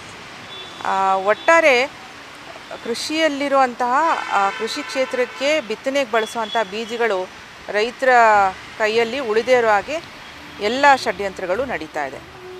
ಹಾಗಾದರೆ ಇದಕ್ಕೆ ಪರಿಹಾರ ಏನು? ಅದಕ್ಕೋಸ್ಕರನೇ 92ನೇ ಇಸ್ವಿಯಲ್ಲೇ ಏನು ವಿಶ್ವ ವಾಣಿಜ್ಯ ಒಪ್ಪಂದದ ಒಳಗಡೆ ಅಗ್ರಿಮೆಂಟ್ ಆನ್ ಅಗ್ರಿಕಲ್ಚರ್ ಮತ್ತು TRIPS trade related intellectual property rights ಅನ್ನೋದು 2 ಒಡಂಬಡಿಕೆಗಳು ನೆಗೋಷಿಯೇಟ್ ಆಗ್ತಿದ್ವು. ಆಗ ಕರ್ನಾಟಕದ ರೈತ ಚಳವಳಿ ಬೀಜ ಸ್ವಾತಂತ್ರ್ಯದ ಚಳವಳಿ ಅಂತ ಶುರು ಮಾಡಿದ್ದು. ಬೀಜದ ಸ್ವಾತಂತ್ರ್ಯವನ್ನು ನಾವು ಕಳ್ಕೊಂಡಿದ್ದೀವಿ ಅಂತಂದರೆ ದೇಶದ ಸ್ವಾತಂತ್ರ್ಯ ಉಳಿಯೋದಿಲ್ಲ ಅನ್ನೋಂಥ ಒಂದು ಸ್ಪಷ್ಟವಾದಂಥ ಘೋಷಣೆ ಕೊಟ್ಟು ಆ ಡುಂಕೆಲ್ ಡ್ರಾಫ್ಟ್ ಅನ್ನೋದನ್ನು ಆರ್ಥರ್ ಡುಂಕೆಲ್ ಅಂತೇನೋ ಅದನ್ನು ಒಂದು ಪ್ರಪೋಸಲ್ ಇಟ್ಟಿದ್ದ. ಕೃಷಿಯನ್ನು ವಾಣಿಜ್ಯದ ಒಪ್ಪಂದದೊಳಗಡೆ ಸೇರಿಸಬೇಕು ಅಂತ ಹೇಳಿ. ಅದರ ವಿರುದ್ಧ ಮೊದಲನೇದಾಗಿ ಇಡೀ ಜಗತ್ತಿನಲ್ಲೇ ಧ್ವನಿಯನ್ನು ಎತ್ತಿದ್ದು ಕರ್ನಾಟಕ ರಾಜ್ಯ ರೈತ ಸಂಘ.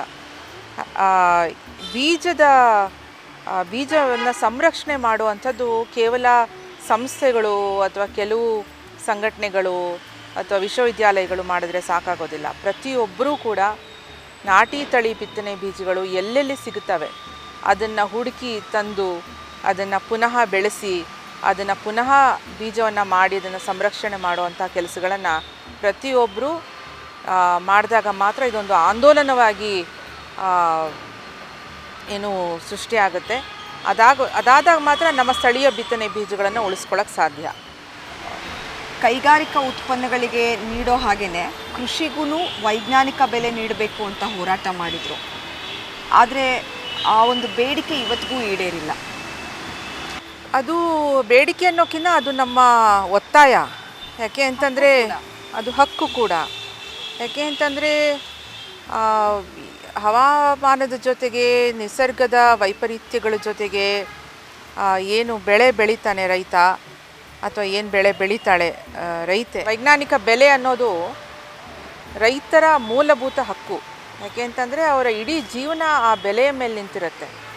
ಅವರ ಮನೆಯ ಖರ್ಚು, ಅವರ ಮಕ್ಕಳ ಶಾಲೆಗಳ ಖರ್ಚು, ಅಪ್ಪ ಅಮ್ಮನ ವೈದ್ಯಕೀಯ ಖರ್ಚು ಎಲ್ಲವೂ ಕೂಡ ಒಟ್ಟಾರೆ ಜೀವನ ಆ ಬೆಲೆ ಮೇಲೆ ನಿಂತಿರುತ್ತೆ. ಎಲ್ಲ ಕ್ಷೇತ್ರದಲ್ಲಿ ಕೆಲಸ ಮಾಡುವಂಥವರಿಗೆ ನಿರ್ದಿಷ್ಟವಾದಂಥ ಆದಾಯ ಅನ್ನೋದಿರುತ್ತೆ. ಆದರೆ ರೈತರಿಗೆ ಮಾತ್ರ ಆದಾಯದ ಖಾತ್ರಿ ಇವತ್ತವರೆಗೂ ಇಲ್ಲ. ಅದು ಕೃಷಿಯ ಮಾರುಕಟ್ಟೆ ಅಥವಾ ಕೃಷಿಯ ಬೆಲೆ ಏನಿದೆ ಅದು ಒಂದು ಜೂಜಾಟ ಇದ್ದ ಹಾಗೆ. ಬಂದರೆ ಬಂತು, ಇಲ್ಲದಿದ್ರಿಲ್ಲ.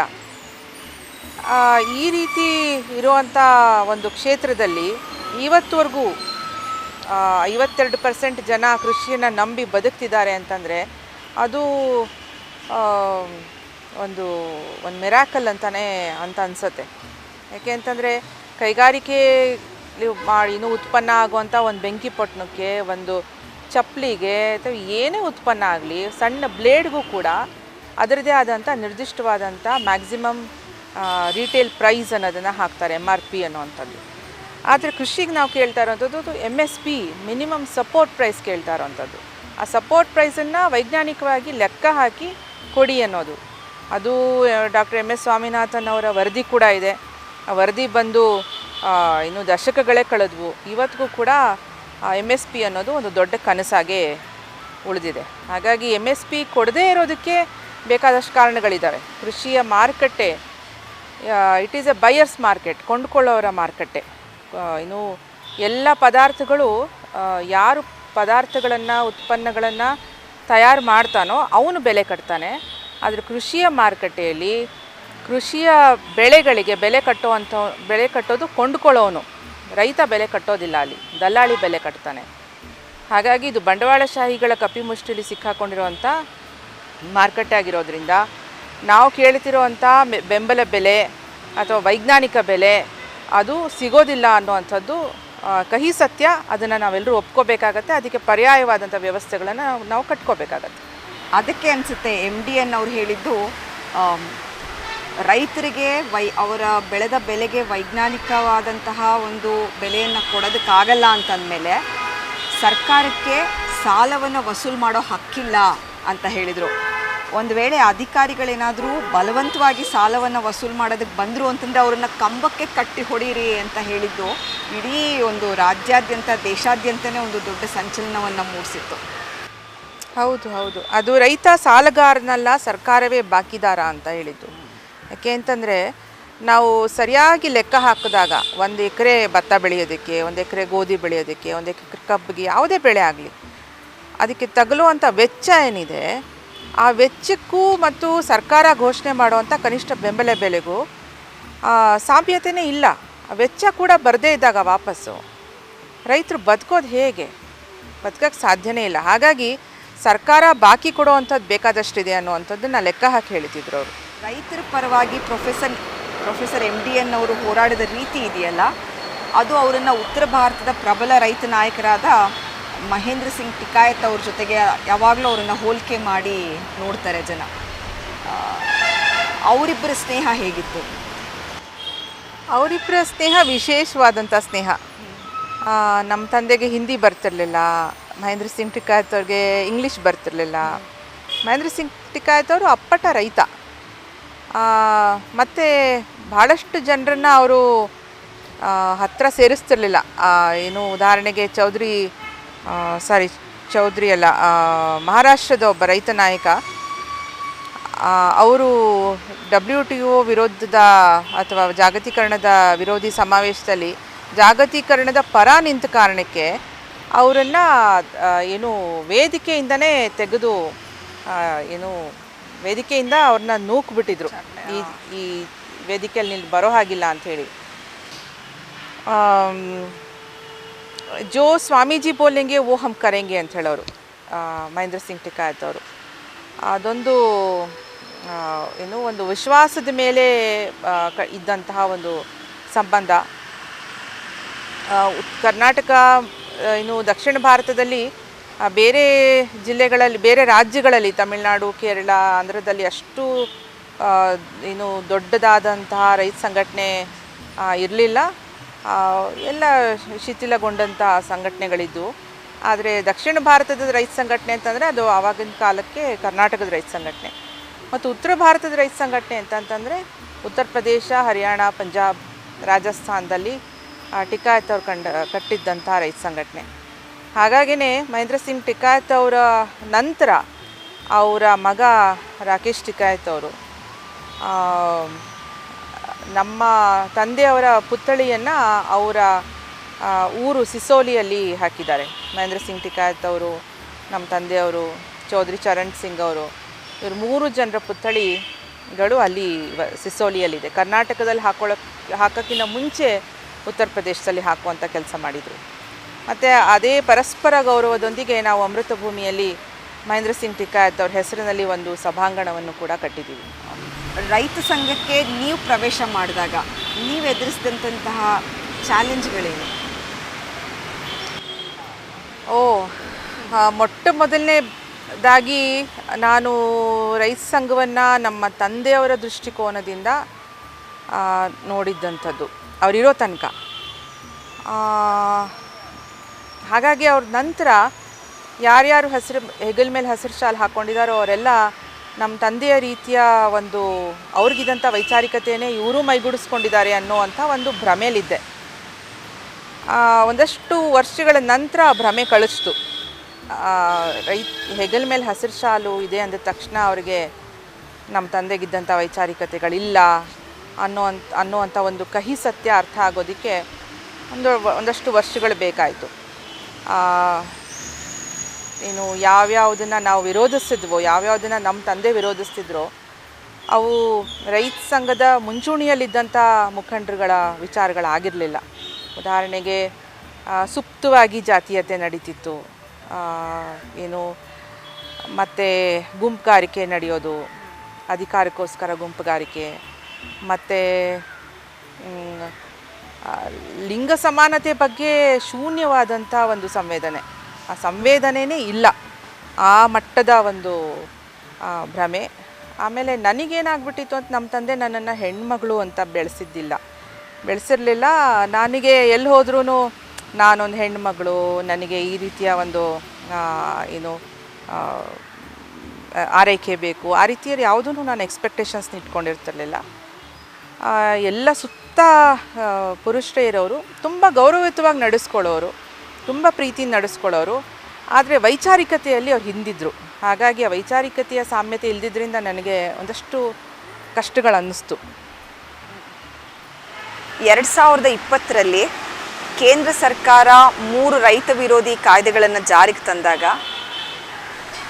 ರಾಜ್ಯ ರೈತ ಸಂಘದ ಪ್ರತಿಭಟನೆ ಹೇಗಿತ್ತು? ಆಗ ಉತ್ತರ ಭಾರತದಲ್ಲಿ ದೆಹಲಿಯ ಸುತ್ತ 5 ಕಡೆ ರೈತರು ದೆಹಲಿಗೆ ಹೋಗುವಂಥ ಎಲ್ಲ ರಸ್ತೆಗಳನ್ನು ಬಂದ್ ಮಾಡಿದರು. ಆವಾಗ ಕೋವಿಡ್ ಸಂದರ್ಭ ಆಗ ಇಲ್ಲಿಂದ ನಾವು ದೊಡ್ಡ ಸಂಖ್ಯೆಯಲ್ಲಿ ಅಲ್ಲಿಗೆ ಹೋಗಬೇಕು ಅನ್ನೋದಾದರೆ ಅದು ಸಾಧ್ಯ ಆಗ್ತಿರಲಿಲ್ಲ. ಆದರೂ ಕೂಡ ನಾವು ಒಂದು ತಂಡವಾಗಿ 2-3 ಸರಿ ಹೋಗಿದ್ದು ಬಂದ್ವಿ. ಮತ್ತು ಇಲ್ಲಿ ಅವ್ರನ್ನ ಕರೆಸಿ ಕಿಸಾನ್ ಪಂಚಾಯತ್, ರೈತ ಮಹಾಪಂಚಾಯತ್ಗಳನ್ನು ಮಾಡುವಂಥ ಕೆಲಸ ಮಾಡಿದ್ವಿ. ಶಿವಮೊಗ್ಗದಲ್ಲಾಯಿತು, ಹಾವೇರಿಲಾಯಿತು, ಬೆಳಗಾಮಲ್ಲಾಯಿತು. ಜೊತೆಗೆ ಅಲ್ಲಿಯ ರೈತ ಸಂಘಟನೆಯವರು ರೈತ ಸಂಘದ ಕಾರ್ಯಕರ್ತರು ಹಸಿರನ್ನು ಬಳಸ್ತಿರ್ಲಿಲ್ಲ, ಹಸಿರು ಟೋಪಿಯನ್ನು ಹಾಕೊಳ್ಳೋರು, ಹಸಿರನ್ನು ಬಳಸ್ತಿರ್ಲಿಲ್ಲ. ಹಾಗಾಗಿ ಸಾಂಕೇತಿಕವಾಗಿ ನಾವು ನಮ್ಮ ಕಡೆಯಿಂದ ಕರ್ನಾಟಕದ ರೈತ ಚಳವಳಿ ಉತ್ತರ ಭಾರತದಲ್ಲೂ ಕೂಡ ಇದೆ ಅಂತ ಹೇಳಿ ನಮ್ಮ ಬೆಂಬಲವನ್ನು ಸೂಚಿಸೋದಕ್ಕೆ ಒಂದಷ್ಟು ಹಸಿರು ಶಾಲುಗಳನ್ನು ಅಲ್ಲಿಗೆ ಕಳಿಸೋವಂಥ ಕೆಲಸ ಮಾಡಿದ್ವಿ. ಆ ಮೂಲಕ ಈಗ ಎಲ್ಲ ಕಡೆ ಉತ್ತರ ಪ್ರದೇಶ, ಹರಿಯಾಣ ಎಲ್ಲ ಕಡೆ ಹೆಗಲ ಮೇಲೆ ಹಸಿರು ಬಟ್ಟೆಯನ್ನು ಅಲ್ಲಿಯ ರೈತ ಸಂಘದವರು, ಭಾರತೀಯ ಕಿಸಾನ್ ಯೂನಿಯನ್ನ ಸಂಘಟನೆಯವರು ಕೂಡ ಹಾಕೊಳ್ಳೋ ಅಂಥ ಒಂದು ಅಭ್ಯಾಸ ಮಾಡ್ಕೋತಾ ಇದ್ದಾರೆ. ಈಗ ಒಟ್ಟಾರೆ ಇಡೀ ದೇಶದಲ್ಲಿ ರೈತ ಸಂಘಟನೆಯ ಸಿಂಬಲ್ ಹಸಿರಾಗ್ತಾ ಇದೆ. ಇನ್ನು ದೇವನಹಳ್ಳಿ ರೈತರ ಹೋರಾಟ, ಅದು ನಿಮ್ಮೆಲ್ಲರ ಒಕ್ಕೊರಲಿನ ದನಿಗೆ ಸಿಕ್ಕಂಥ ಜಯ. ಅದ್ರ ಮೂಲಕ ನೀವು ರೈತರು ಇವತ್ತಿಗೂ ಪ್ರತಿಭಟನೆಗೆ ಇಳಿದ್ರೆ ಯಾವುದೇ ಸರ್ಕಾರ ಆದರೂ ಕೂಡ ತಮ್ಮ ಕಾನೂನುಗಳನ್ನು, ನಿಯಮಗಳನ್ನು ಹಿಂಪಡಿಬೇಕು ಆಗುತ್ತೆ ಅನ್ನೋದನ್ನು ಮತ್ತೊಮ್ಮೆ ಸಾಬೀತು ಮಾಡಿದಿರಿ, ತೋರಿಸ್ಕೊಟ್ಟಿದ್ದೀರಿ. ಸೊ ಈ ಹೋರಾಟ ಹೇಗೆ, ಅದಕ್ಕೆ ಎಲ್ಲರೂ ಒಟ್ಟಾಗಿ ಸೇರಿದ್ರಿ ನೀವು, ಹೇಗೆ ಅದನ್ನು ಸರ್ಕಾರಕ್ಕೆ ಹಿಂಪಡೆಯೋ ಒಂದು ಒತ್ತಾಯವನ್ನು ನೀವು ಮಾಡಿದ್ರಿ? ದೇವನಹಳ್ಳಿ ಹೋರಾಟ, ರೈತರ ಹೋರಾಟ, ಭೂಸ್ವಾಧೀನದ ವಿರುದ್ಧವಾದಂಥ ಹೋರಾಟ ಏನು ಕಳೆದ ವರ್ಷ ನಡೀತು, ಅದು ಐತಿಹಾಸಿಕವಾದಂಥ ಹೋರಾಟ. ಏಕೆಂತಂದರೆ ಭೂಸ್ವಾಧೀನದ ವಿರುದ್ಧ ನಡೆಯೋ ಹೋರಾಟಗಳು ಬಹುತೇಕ ಏನು ಅವ್ರಿಗೆ ಕೊಡೋವಂಥ ಪರಿಹಾರ ಸಾಕಾಗೋದಿಲ್ಲ, ಅಥವಾ ಇನ್ನೊಂದಷ್ಟು ಪರಿಹಾರನ ಹೆಚ್ಚಿಸಬೇಕು ಅನ್ನೋ ವಿಚಾರದಲ್ಲೇ ಮುಕ್ತಾಯ ಆಗೋಗುತ್ತೆ. ಆದರೆ ಈ ಹೋರಾಟ ನಮ್ಮ ಅಲ್ಲಿಯ ರೈತರು, ನಾವು ಎಷ್ಟೇ ಕಷ್ಟ ಆದರೂ ನಾವು ನಮ್ಮ ಭೂಮಿಯನ್ನು ಕೊಡೋದಿಲ್ಲ ಅನ್ನೋಂತಹ ಮೊದಲನೇ ದಿನದಿಂದ ಹೇಳಿದಂಥ ಮಾತುಗಳನ್ನು ಸತತವಾಗಿ 3 ವರ್ಷಗಳ ಕಾಲ ಅವರು ಧರಣಿಯನ್ನು ನಡೆಸಿ 3 ವರ್ಷಗಳ ಕಾಲ ಒಂದೇ ಒಕ್ಕೊರಳನ ದನಿಯಲ್ಲಿ ಮಾತನಾಡಿದಂಥ ಆ ರೈತರೇನಿದ್ರು, ಆ ರೈತರಿಗೆ ಬೆಂಬಲಕ್ಕಾಗಿ ಬಂದಂಥ ಸಂಘಟನೆಗಳು, ಎಲ್ಲ ಸಂಘಟನೆಗಳು, ರೈತ, ದಲಿತ, ಕಾರ್ಮಿಕ ಮತ್ತು ಸಾಹಿತಿಗಳು, ಸಿನಿಮಾದವರು ಎಲ್ಲರೂ ಬಂದು ಕೈ ಜೋಡಿಸಿದರು. ಹಾಗಾಗಿ ಕೊನೆಗೆ ಆ ಹೋರಾಟಕ್ಕೆ ಜಯ ಸಿಗಲೇಬೇಕಾಯಿತು. ಜೊತೆಗೆ ಆ ರೀತಿಯ ಒಂದು ಹೋರಾಟಕ್ಕೆ ಅಲ್ಲಿ ಸರ್ಕಾರದಲ್ಲೂ ಕೂಡ ಅಷ್ಟೊಂದು ಸುಲಭ ಇರಲಿಲ್ಲ. ಯಾಕೆ ಅಂತಂದರೆ ಒಂದು ಕಡೆ ಭೂಸ್ವಾಧೀನವನ್ನು ಕೈ ಬಿಟ್ಟರು ಅಂತಂದರೆ ಎಲ್ಲ ಕಡೆ ಭೂಸ್ವಾಧೀನವನ್ನು ಅವ್ರು ಕೈ ಬಿಡಬೇಕಾಗತ್ತೆ ಅನ್ನುವಂಥ ಆತಂಕ ಸರ್ಕಾರಕ್ಕೂ ಇತ್ತು. ಅದರ ನಡುವೆಯೂ ಕೂಡ ಮುಖ್ಯಮಂತ್ರಿಗಳಾದಂಥ ಸಿದ್ದರಾಮಯ್ಯನವರು ಅದನ್ನು ಏನು ಚಳುವಳಿಯಿಂದ ಬಂದಿರೋ ಕಾರಣಕ್ಕೋ ಏನೋ ಆ ಚಳುವಳಿಯ ಪ್ರಾಮುಖ್ಯತೆಯನ್ನು ಅರಿತುಕೊಂಡು, ಮತ್ತು ಇದು ವಿಶೇಷವಾದಂಥ ಚಳುವಳಿ, ಇದು ಚಳುವಳಿಗೆ ಸಿಕ್ಕಿರುವಂಥ ಜಯ ಅಂತ ಅವ್ರ ಮಾತುಗಳಲ್ಲೇ ಹೇಳಿ ಸ್ವಾಧೀನವನ್ನು ಹಿಂಪಡೆಯುವಂಥ ಕೆಲಸ ಮಾಡಿದರು. ಚಾಮರಾಜನಗರಕ್ಕೂ ಪ್ರೊಫೆಸರ್ MDN ಅವ್ರಿಗೂ ಒಂದು ಅವಿನಾಭಾವವಾದ ಸಂಬಂಧ. ಅಮೃತ ಭೂಮಿ ಇರೋದು ಕೂಡ ಚಾಮರಾಜನಗರದಲ್ಲೇ. ಸುಸ್ಥಿರ ಕೃಷಿಯನ್ನು ಅದನ್ನು ಮಾಡೋದನ್ನು ಹೇಗೆ ಅಂತ ಹೇಳಿ ನಮ್ಮ ರೈತರಿಗೆ, ಅದರಲ್ಲೂ ಕರ್ನಾಟಕದ ರೈತರನ್ನು ಪ್ರೋತ್ಸಾಹಿಸಬೇಕು ಅನ್ನೋದೇ ಅವರ ಮುಖ್ಯ ಉದ್ದೇಶ ಆಗಿತ್ತು ಅಮೃತ ಭೂಮಿಯನ್ನು ಸ್ಥಾಪಿಸಿದ ಹಿಂದೆ. ಅವರ ಆ ಒಂದು ಆಶಯಗಳು ಎಷ್ಟರ ಮಟ್ಟಿಗೆ ಈಡೇರಿದೆ ಅಮೃತ ಭೂಮಿಯಲ್ಲಿ? ಅಮೃತ ಭೂಮಿ ಶುರು ಆಗಿದ್ದೇನೆ ಬೀಜ ಸ್ವಾತಂತ್ರ್ಯದ ಚಳುವಳಿಯ ಭಾಗವಾಗಿ. ರೈತರೇ ನಡೆಸುವಂತಹ ಒಂದು ಕೇಂದ್ರ ಇರಬೇಕು, ಆ ಕೇಂದ್ರದಲ್ಲಿ ಸ್ಥಳೀಯ ಬಿತ್ತನೆ ಬೀಜಗಳು ಸಿಗಬೇಕು ರೈತರಿಗೆ ಅನ್ನೋವಂಥ ಉದ್ದೇಶ ಇಟ್ಕೊಂಡು ಶುರು ಆದಂಥದ್ದು. ಅದು ಪ್ರಾರಂಭದ ದಿನಗಳಲ್ಲಿ ಕರ್ನಾಟಕದ ಮಧ್ಯ ಇರುವಂಥ ಹೊಸಪೇಟೆಯಲ್ಲಿ ಶುರು ಆಗಬೇಕು ಅಂತಿತ್ತು. ಅದಾದ ನಂತರ ಸುಂದರೇಶ್ ಅವರು ಹೋದ ನಂತರ ಸುಂದರೇಶ್ ಅವ್ರ ತೋಟದಲ್ಲಿ ಮಾಡಬೇಕು ಅಂತಿತ್ತಂತೆ ಶಿವಮೊಗ್ಗದಲ್ಲಿ, ಆಮೇಲೆ ಕಿತ್ತೂರಲ್ಲಿ ಮಾಡಬೇಕು ಅಂಥೇಳಿ ಕೊನೆಗೆ ಅದು ಬಂದು ನಿಂತಿದ್ದು ಚಾಮರಾಜನಗರದಲ್ಲಿ. ಚಾಮರಾಜನಗರದ ಬಿಳಿಗಿರಿರಂಗನ ಬೆಟ್ಟದ ತಪ್ಪಲೇನಿದೆ ಅಲ್ಲಿ ಭೂಮಿಯನ್ನು ಖರೀದಿ ಮಾಡಿ ಶುರು ಮಾಡಿದರು. ಅವರು ಇದ್ದಾಗ ಅಲ್ಲಿ ಏನೂ ಇರಲಿಲ್ಲ. ಅವರು ಹೋಗೋ ದಿನಗಳಲ್ಲಿ ಅದರ ಬೇಲಿ ಕೆಲಸ ನಡೆಸ್ತಾಯಿದ್ರು.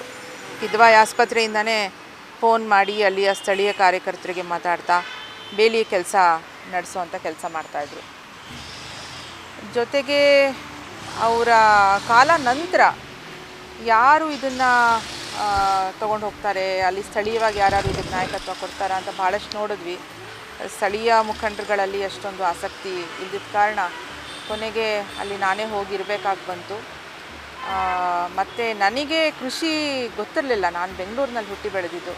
ಹಾಗಾಗಿ ಅಲ್ಲಿ ಹೋಗಿ ಕೃಷಿಯನ್ನು ಕಲಿತು ಅನೇಕರ ಸಹಾಯದ ಜೊತೆಗೆ ಅನೇಕರ ಸಹಕಾರದ ಜೊತೆಗೆ ಅಲ್ಲಿ ಈಗೊಂದು ಬೀಜ ಬ್ಯಾಂಕನ್ನು ಶುರು ಮಾಡಿದ್ದೀವಿ. ಅಲ್ಲಿ ಸ್ಥಳೀಯವಾಗಿ ಅಲ್ಲಿ ಕೇಂದ್ರದೊಳಗಡೆನೇ ಒಂದಷ್ಟು ಬಿತ್ತನೆ ಬೀಜಗಳನ್ನು ಬೆಳೆಯುವಂಥ ಕೆಲಸಗಳು ನಡೀತಾ ಇದೆ. ಮತ್ತು ಬೀಜದ ವಿನಿಮಯ ಕೂಡ ಆಗುತ್ತೆ. ಬೇರೆ ಬೇರೆ ರೈತರು ಅವ್ರ ಹತ್ರ ಇರುವಂಥ ವಿಶೇಷ ತಳಿಗಳನ್ನು ಇಲ್ಲಿ ತರುವಂಥದ್ದು, ಈ ಥರದ ಕೆಲಸಗಳನ್ನು ಮಾಡ್ತಾ ಇರ್ತಾರೆ. ಸೊ ಹಾಗಾಗಿ ವಿನಿಮಯದ ಮೂಲಕ ಕೂಡ ಬೀಜ ಬ್ಯಾಂಕ್ ಒಳಗಡೆ ವಿಶೇಷ ತಳಿಗಳು ಬಂದು ಸೇರಿಕೊಳ್ತವೆ.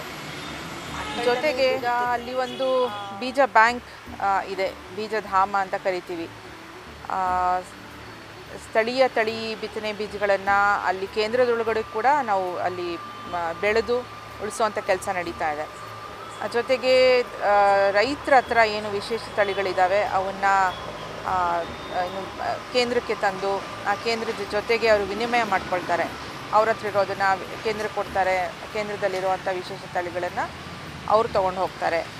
ಈ ರೀತಿಯ ಒಂದು ಕೆಲಸಗಳು ನಡೀತಾ ಇದೆ. ಜೊತೆಗೆ ಏನು ಸಣ್ಣ ರೈತರಾಗಿ ಒಂದು ಎಕರೆಕ್ಕಿಂತ ಕಡಿಮೆ ಇರುವಂಥ ರೈತರು ಹೇಗೆ ಸುಸ್ಥಿರವಾಗಿ ಏನು ವಿಷಮುಕ್ತವಾದಂಥ ಆಹಾರವನ್ನು ಬೆಳೆದು ನೇರ ಮಾರುಕಟ್ಟೆ ಮಾಡಿ, ಮೌಲ್ಯವರ್ಧನೆ ಮಾಡಿ, ನೇರ ಮಾರುಕಟ್ಟೆ ಮಾಡಿ ಬದುಕನ್ನು ಕಟ್ಕೊಳ್ಳೋದು ಹೇಗೆ ಅನ್ನೋದು ಬಗ್ಗೆ ಕೂಡ ಒಂದು ಮಾದರಿಯನ್ನು ಕಟ್ಟುವಂಥ ಕೆಲಸ ಮಾಡ್ತಿದ್ದೀವಿ. ಈಗ 1 ಎಕರೆಯಲ್ಲಿ ನಿರಂತರವಾಗಿ ತರಕಾರಿಯನ್ನು ಬೆಳೆಯುವಂಥದ್ದು, ಬಹುಬೆಳೆ ಪದ್ಧತಿಯಲ್ಲಿ ತರಕಾರಿ ಬೆಳೆಯುವಂಥದ್ದು, ಮತ್ತು ಅಲ್ಲಿ ಬರುವಂಥ ರೈತ ಮಕ್ಕಳಿಗೆ ತರಬೇತಿಗಳಾಗ್ತವೆ. ತರಬೇತಿ ಮಾಡೋದಕ್ಕೆ ಒಂದಷ್ಟು ಅವಕಾಶಗಳಿದ್ದಾವೆ. ಹೀಗೆ ಅವ್ರು ಅಂದುಕೊಂಡಂಥ ಕೆಲವು ಅನೇಕ ಉದ್ದೇಶಗಳಿದ್ವು. ಅದರಲ್ಲಿ ಕೆಲವು ಉದ್ದೇಶಗಳ ಕಡೆಗೆ ಅದನ್ನು ಸಾಕಾರಗೊಳಿಸೋ ನಿಟ್ಟಿನಲ್ಲಿ ಮಾಡ್ತಾ ಇದ್ದೀವಿ. ಇನ್ನೂ ಭಾಳಷ್ಟು ಮಾಡೋದಿದೆ. ಅಲ್ಲಿ ಅಮೃತ ಭೂಮಿಯಲ್ಲಿ ನಾವು ಅಂದುಕೊಂಡ ರೀತಿ ಕೆಲಸಗಳು ಇನ್ನೂ ಮಾಡೋದಕ್ಕೆ ನನ್ನ ಪ್ರಕಾರ ಸಾಧ್ಯ ಆಗಿಲ್ಲ. ಇನ್ನೊಂದಷ್ಟು ಸಮಯಾವಕಾಶ ಬೇಕಾಗಿದೆ. ಮತ್ತು ಅದಕ್ಕೆ ಪೂರಕವಾದಂಥ ವ್ಯಕ್ತಿಗಳ ಅವಶ್ಯಕತೆ ಕೂಡ ತುಂಬ ಇದೆ. ಹಾಗಾಗಿ ಭಾಳ ದೊಡ್ಡ ಕನಸು ಅಮೃತ ಭೂಮಿದು. ಕನಸನ್ನು ನನಸು ಮಾಡೋದು ಒಂದು ಸವಾಲೇನೆ. ಯಾಕೆಂದರೆ ಅದು ಸುತ್ತ ಕಾಡು, ಬಿಳಿಗಿರಿರಂಗನ ಬೆಟ್ಟದ ತಪ್ಪಲು, ಅಲ್ಲಿ ಕೆಲಸ ಮಾಡುವಂಥದ್ದು, ವನ್ಯಜೀವಿ ಹಾವಳಿಗಳು ಬೇಕಾದಷ್ಟಿದೆ. ಅದರ ನಡುವೆ ಒಂದು ವಿಷನ್ ಏನಿತ್ತು ಆ ವಿಷನ್ ಕಡೆ ಹೋಗುವಂಥ ಪ್ರಯತ್ನ ಮಾಡ್ತಿದ್ವಿ. ಇನ್ನು ನಿಮ್ಮ ಬಾಳ ಸಂಗಾತಿ ಲೂಕಾ ಅವರ ದೇಶ ಬೇರೆ, ಅವರ ಭಾಷೆ ಬೇರೆ, ಅವರ ಸಂಸ್ಕೃತಿ ಬೇರೆ, ಆದರೂ ಕೂಡ ಈ ನಿಮ್ಮ ಹೋರಾಟದಲ್ಲಿ ಅವರು ಜೊತೆಯಾಗೇ ತಮ್ಮನ್ನು ತಾವು ಗುರುತಿಸ್ಕೊಂಡಿದ್ದಾರೆ, ನಿಮಗೆ ಹೆಗಲನ್ನು ಕೊಡ್ತಿದ್ದಾರೆ. ಇದು ಹೇಗೆ ಸಾಧ್ಯ ಆಗಿದೆ? ಹೇಗೆ ಅವರ ಒಂದು ಸಪೋರ್ಟ್ ಹೇಗಿದೆ ನಿಮಗೆ, ನಿಮ್ಮ ಕುಟುಂಬದ ಸಪೋರ್ಟ್? ಖಂಡಿತ ದೇಶ ಬೇರೆ, ಭಾಷೆ ಬೇರೆ, ಆದರೆ ಏನು ಮನುಷ್ಯ ಸಂಬಂಧಗಳಿಗೆ ಯಾವುದೇ ಗಡಿಗಳಿಲ್ಲ ಅಂತ ಏನು ಕುವೆಂಪು ಹೇಳಿದರು, ಅದು ಅಕ್ಷರಶಃ ಸತ್ಯ ಅದು. ಯಾಕೆ ಅಂತಂದರೆ ನನ್ನ ಜೀವನದಲ್ಲಿ ಬಹುಶಃ ಅಪ್ಪ ಅಮ್ಮ ಒಂದೇ ವರ್ಷದಲ್ಲಿ ಹೋಗ್ಬಿಟ್ರು, 11 ತಿಂಗಳಲ್ಲಿ. ಅದಾದ ನಂತರ ನನಗೆ ಲೂಕಾ ಭೇಟಿಯಾಗಿತ್ತು. ಲೂಕಾ ಅವರು ನಮ್ಮ ತಂದೆಯ ಮೂಲಕ ಭೇಟಿಯಾಗಿತ್ತು. ಆದರೂ ಕೂಡ ಅದಾದ ನಂತರ ಸರಿಯಾಗಿ ನಾವು ಭೇಟಿಯಾಗಿದ್ದು ನಮ್ಮ ತಂದೆ ತೀರಿ ಹೋದ್ಮೇಲೆ. ಅವರು ಈ ನಮ್ಮ ದೇಶಕ್ಕೆ ಬಂದು ನಾವು ಅಮೃತ ಭೂಮಿಯಲ್ಲಿ ಹೆಚ್ಚು ಕಮ್ಮಿ 10-12 ವರ್ಷಗಳಿದ್ವಿ. ಕಾಡಿನ ಪಕ್ಕ ಇದ್ದಂಥ ಒಂದು ಜಾಗ, ಹಳ್ಳಿಯ ಒಂದು ಹಳ್ಳಿ ಅದು, ಬೇಸಿಕಲಿ ಹಳ್ಳಿ ಅದು, ಚಾಮರಾಜನಗರದಲ್ಲಿ. ಅಲ್ಲಿ ನನ್ನ ಮಗ ದೀನಬಂಧು ಅಂತ ಹೇಳಿ ಪ್ರೊಫೆಸರ್ GS ಜಯದೇವರು ಶುರು ಮಾಡಿರುವಂಥ ಒಂದು ಶಾಲೆಗೆ ಹೋಗ್ತಿದ್ದ. ಎಲ್ಲದಕ್ಕೂ ಒಗ್ಗಿಕೊಂಡು ಇದನ್ನು ಇಲ್ಲಿ ಅಲ್ಲಿಗೆ ಹೋಗ್ತಿದ್ದಂಗೆ ಆ ಬಿಳಿಗಿರಿರಂಗನ ಬೆಟ್ಟ ಕಾಣಿಸ್ತಿದ್ದ ಹಾಗೇ ಎಷ್ಟು ಖುಷಿಯಾಗಿ ಅಲ್ಲಿಗೆ ಹೋಗೋರು ಅಂತಂದರೆ, ನನಗೆ ಒಂದೊಂದು ಸಲ ಅನಿಸೋದು ಬಹುಶಃ ಅವ್ರು ಇರಲಿಲ್ಲ ಅಂತಂದಿದ್ರೆ ನಾನು ಏನೂ ಮಾಡೋಕ್ಕಾಗ್ತಿರ್ಲಿಲ್ಲ. ಅವರು ನನ್ನ ಬೆನ್ನಿಗೆ ಅವರು ನಿಂತಿದ್ದಕ್ಕೆ, ಮತ್ತು ಅವ್ರಿಗೆ ನಾನು ಯಾವತ್ತೂ ಮದುವೆ ಆದಮೇಲೆ ನೀವು ಇಂಡಿಯಾಗೆ ಬನ್ನಿ ಅಂತ ಯಾವತ್ತೂ ಕರೀಲಿಲ್ಲ. ಯಾಕಂತಂದರೆ ಅವರು ಅಲ್ಲಿಯ ಚಳುವಳಿಯ ಭಾಳ ದೊಡ್ಡ ಜವಾಬ್ದಾರಿನ ಹೊತ್ತದಂಥವ್ರು. ನನಗೆ ಆ ನೈತಿಕತೆ ಅಡ್ಡ ಬರೋದು, ನಾವಿಬ್ಬರೂ ಪರಸ್ಪರ ಒಬ್ರನ್ನೊಬ್ಬರು ಒಪ್ಕೊಂಡಿದ್ವಿ, ಒಟ್ಟಿಗೆ ಬಾಳೋ ಅಂಥ ಆಸೆ ಇತ್ತು. ಆದರೆ ಎಲ್ಲಿ ಬದುಕಬೇಕು ಅನ್ನೋ ಒಂದು ದೊಡ್ಡ ಪ್ರಶ್ನೆಗೆ ಆಡ್ತಿತ್ತು. ಬಟ್ ಅವರು ಇಲ್ಲಿಗೆ ಬಂದು ನನ್ನ ಜೊತೆಗೆ ಇಷ್ಟು ವರ್ಷಗಳ ಕಾಲ, ವರ್ಷಕ್ಕೆ 1 ಸಲಿನೋ 2 ಸಲ ಕೆಲಸ ಇದ್ದರೆ ಮಾತ್ರ ಹೋಗ್ತಾರೆ. ಇಲ್ಲ ಅಂತಂದರೆ ನನ್ನ ಮಗನ ಸಂಪೂರ್ಣ ಜವಾಬ್ದಾರಿ, ನಾನು 9 ತಿಂಗಳು ಹೊಟ್ಟೆಲಿ ಇಟ್ಕೊಂಡಿದ್ದೆ ಅಷ್ಟೇ, ಸಂಪೂರ್ಣ ಜವಾಬ್ದಾರಿ ಲೂಕಾನೇ ಹೊತ್ತಿರುವಂಥದ್ದು ಇವತ್ತಿಗೂ ಕೂಡ. ಅದಾಗಿರೋದಕ್ಕೆ ನಾನು ಒಂದಷ್ಟು ಓಡಾಟ ಮಾಡಿಕೊಂಡು ಕೆಲಸ ಮಾಡೋಕ್ಕೆ ಸಾಧ್ಯ ಆಗಿರೋದು. ಜನರು ನಿಮ್ಮ ತಂದೆಯನ್ನು ಹೇಗೆ ತಮ್ಮ ಮನೆ ಮಗನಾಗಿ ನೋಡಿ ಅವ್ರ ಮೇಲೆ ಪ್ರೀತಿಯನ್ನು ಧಾರೆ ಎರೆದ್ರು, ಅದೇ ಪ್ರೀತಿಯನ್ನು ನಿಮ್ಮ ಮೇಲೂ ಇಟ್ಟಿದ್ದಾರಾ, ಧಾರೆ ಎರಿತಿದ್ದಾರಾ? ಎಲ್ಲಿ ಹೋದ್ರೂ ನಮಗೆ ಒಂದು ಕುಟುಂಬ ಇದೆ ಅನ್ನುವಂಥ ಭಾವನೆ ಇದೆ. ಕೇವಲ ಕರ್ನಾಟಕದ ಅಷ್ಟೇ ಅಲ್ಲ, ಬೇರೆ ಬೇರೆ ರಾಜ್ಯಗಳಿಗೆ ಹೋದಾಗ್ಲೂ, ಬೇರೆ ಬೇರೆ ದೇಶಗಳಿಗೆ ಹೋದಾಗ್ಲೂ ನಮಗೆ ನಮ್ಮದೇ ಆದಂಥ ಒಂದು ಕುಟುಂಬ ಇದೆ, ನಾವು ಒಬ್ಬಂಟಿ ಅಲ್ಲ ಅನ್ನುವಂಥ ಒಂದು ಭಾವನೆಯನ್ನು ಅಲ್ಲಿಯ ಜನರು ಕೊಡ್ತಾರಲ್ಲ, ಅದು ನಮ್ಮ ತಂದೆ ಸಂಪಾದನೆ ಮಾಡಿರುವಂತಹ ಒಂದು ಅಭಿಮಾನ ಮತ್ತು ಪ್ರೀತಿ. ಯಾಕೆಂದರೆ ಇತ್ತೀಚೆಗೆ 2 ವರ್ಷಗಳ ಹಿಂದೆ ನಾವು ಬ್ರೆಜಿಲ್ಗೆ ಹೋಗಿದ್ವಿ. ಡಿಸೆಂಬರ್ 25, 26 ಅದಕ್ಕಿಂತ ಒಂದು ಸ್ವಲ್ಪ ಮುಂಚೆ ಅನಿಸುತ್ತೆ. ಕ್ರಿಸ್ಮಸ್ ಅಂದರೆ ಆ ದೇಶಗಳಲ್ಲಿ ಏನೂ ಕೆಲಸಗಳು ನಡೆಯಲ್ಲ, ಎಲ್ಲ ರಜೆಗೆ ಹೊಟ್ಟೋಗ್ತಾರೆ. ಆದರೆ ಅಲ್ಲಿಯ ಭೂಹೀನ ಸಂಘಟನೆಯ ಒಬ್ಬ ನೇತಾರ ಮತ್ತು ಈಗಿನ ರಾಷ್ಟ್ರಾಧ್ಯಕ್ಷ ಲೂಲಾ ಏನಿದ್ದಾರೆ, ಅವರ ಆರ್ಥಿಕ ಸಲಹೆಗಾರರು ಕೂಡ ಹೌದು, ಜಾಬ್ ಪೆದ್ರೋ ಸ್ಟೆಡಿಲೆ ಅಂತ. ಅವ್ರಿಗೆ ಹೇಳಿದ್ವಿ, ನಾವು ನಿಮ್ಮ ದೇಶಕ್ಕೆ ಬರ್ತಿದ್ದೀವಿ, 2 ದಿನಕ್ಕೆ ನಿಮ್ಮ ಸಂಘಟನೆಯ ಕೆಲಸಗಳನ್ನೇನಾದ್ರು ನೋಡಬಹುದಾ ಅಂತ. ಅವರು ಅಷ್ಟು ಆ ರಜೆಗಳ ನಡುವೆನೂ ಕೂಡ ಅವರ ಕಾರ್ಯಕರ್ತರಿಗೆ ಹೇಳಿ, ಏನು ನಮ್ಮನ್ನು ಏರ್ಪೋರ್ಟಿಂದ ಪಿಕಪ್ ಮಾಡಿ ವಾಪಸ್ ಬಿಡೋ ತನಕನೂ ನಮ್ಮ ಕೈಯಿಂದ ₹1 ಖರ್ಚು ಮಾಡಿಸ್ದೆ. ಅಷ್ಟು ಪ್ರೀತಿಯಿಂದ ನಮ್ಮನ್ನು ನಡೆಸ್ಕೊಂಡಿದ್ದು. ಅದೆಲ್ಲ ನೋಡಿದಾಗ ಅದೆಲ್ಲ ನಮ್ಮ ತಂದೆ ಅವರ ಬಳುವಳಿ. ಖಂಡಿತ. ನಿಮ್ಮ ಮುಂದಿನ ಹೋರಾಟ? ಒಂದು ಅದ್ಭುತವಾದಂತಹ ಚಳವಳಿ, ರೈತ ಚಳವಳಿ. ಒಂದು ಬಹಳ ದೊಡ್ಡ ಇತಿಹಾಸ ಇರುವಂಥ ಕರ್ನಾಟಕದ ರೈತ ಚಳವಳಿ ಎಲ್ಲೋ ಒಂದು ಕಡೆ ವೈಚಾರಿಕವಾಗಿ ಕುಸಿತಾ ಇದೆ ಅನ್ನುವಂಥ ಒಂದು ಭಾವನೆ ಮೂಡ್ತಾ ಇದೆ. ಆಗಿನ ತಲೆಮಾರು 80ರ ದಶಕದಲ್ಲಿ ಬಂದಂಥ ತಲೆಮಾರಿಗೆ ಇದ್ದಂತಹ ಒಂದು ವೈಚಾರಿಕ ಅಥವಾ ಸೈದ್ಧಾಂತಿಕವಾದಂಥ ತರಬೇತಿ, ಬರೋ ಸವಾಲುಗಳನ್ನು ಎದುರಿಸೋಕ್ಕೆ ಬೇಕಾಗಿರುವಂತಹ ಆ ತರಬೇತಿ ಇವತ್ತಿನ ತಲೆಮಾರಿಗೆ ಅದು ಸಿಗ್ತಾ ಇಲ್ಲ ಅನ್ನುವಂಥ ಕೊರಗು ಕಾಣಿಸುತ್ತೆ. ಹಾಗಾಗಿ ಸ್ಥಳೀಯವಾಗಿ ಮತ್ತು ಸಾಂದರ್ಭಿಕವಾದ ಹೋರಾಟಗಳು ಅಲ್ಲಿ ಇಲ್ಲಿ ನಾವು ಕಂಡರೂ ಕೂಡ ಅದು ಒಂದು ಬಲಿಷ್ಠವಾದ ಸಂಘಟನೆಯಾಗಿ ಇದು ರೂಪುಗೊಳ್ತಾ ಇಲ್ಲ. ಹಾಗಾಗಿ ಬಲಿಷ್ಠವಾದಂಥ ಈ ತಲೆಮಾರಿನ ಸಂಘಟನೆ ಕಟ್ಟುವಂಥದ್ದು ಮತ್ತು ಎಲ್ಲ ಸವಾಲುಗಳನ್ನು ಎದುರಿಸುವಂಥ ಒಂದು ಶಕ್ತಿಯನ್ನು ಕೊಡುವಂಥ ಸಂಘಟನೆ ಕಟ್ಟುವಂಥದ್ದು ಇವತ್ತಿನ ತುರ್ತಾಗಿದೆ. ಮತ್ತು ಕೇವಲ ಬೀದಿ ಹೋರಾಟಗಳಷ್ಟೇ ಅಲ್ಲ, ಹೋರಾಟಗಳ ಜೊತೆಗೆ ನಮಗೆ ಬೇಕಾದಂಥ ಎಲ್ಲ ವ್ಯವಸ್ಥೆಗಳನ್ನು ನಾವು ಕಟ್ಕೊಳ್ಳುವಂಥದ್ದು. ನಮಗೆ ಬೇಕಾಗಿರುವಂಥ ಮಾರುಕಟ್ಟೆಗಳು, ನಮಗೆ ಬೇಕಾಗಿರುವಂಥ ಬೀಜದ ವ್ಯವಸ್ಥೆಗಳು, ನಾವು ಮಾಡುವಂಥ ಕೃಷಿಯಲ್ಲಿ ಸ್ವಾಭಿಮಾನದ ಒಂದು ನೈಸರ್ಗಿಕ ಕೃಷಿ ಪದ್ಧತಿಯನ್ನು ಅಳವಡಿಸ್ಕೊಳ್ಳುವಂಥದ್ದು, ಇವೆಲ್ಲ ಮಜಲುಗಳನ್ನು ಇವತ್ತಿನ ಹೋರಾಟಕ್ಕೆ ನಾವು ಜೋಡಿಸಬೇಕಾಗಿದೆ. ಆ ದಿಕ್ಕಿನಲ್ಲಿ ಈಗ ಆಲ್ರೆಡಿ ನಾವು ಕೆಲಸ ಶುರು ಮಾಡಿದ್ದೀವಿ. ನೇರ ಮಾರುಕಟ್ಟೆಗಳನ್ನು ಶುರು ಮಾಡಿದ್ದೀವಿ. ಬೆಂಗಳೂರಿನಲ್ಲಿ ಈಗ ಆಲ್ರೆಡಿ ಒಂದು 38 ವಾರಗಳಿಂದ ಇನ್ನೂ ಯಶಸ್ವಿಯಾಗಿ ರೈತರ ನೇರ ಮಾರಾಟ ನಡೀತಾ ಇದೆ, ಮಧ್ಯವರ್ತಿಗಳೆಲ್ಲದ ಮಾರಾಟ. ಇದು ಎಲ್ಲ ಬೆಂಗಳೂರಿನ ಉದ್ದಗಲಕ್ಕೂ ಮತ್ತು ಎಲ್ಲ ಜಿಲ್ಲಾ ಕೇಂದ್ರಗಳಲ್ಲಿ, ತಾಲೂಕು ಕೇಂದ್ರಗಳಲ್ಲಿ ಮಾಡಬೇಕು ಅನ್ನೋವಂಥ ಒಂದು ದೊಡ್ಡ ಆಸೆ. ಇಷ್ಟೊತ್ತು ನಮ್ಮ ಜೊತೆ ನಿಮ್ಮ ತಂದೆ ನೆನಪುಗಳನ್ನು, ಅವರ ಹೋರಾಟದ ದಿನಗಳನ್ನು, ನಿಮ್ಮ ಹೋರಾಟದ ದಿನಗಳನ್ನು ಮತ್ತು ನಿಮ್ಮ ಮುಂದಿನ ಹಾದಿಯನ್ನು ಹಂಚ್ಕೊಂಡಿದ್ದಕ್ಕೆ ಧನ್ಯವಾದಗಳು. Thank you.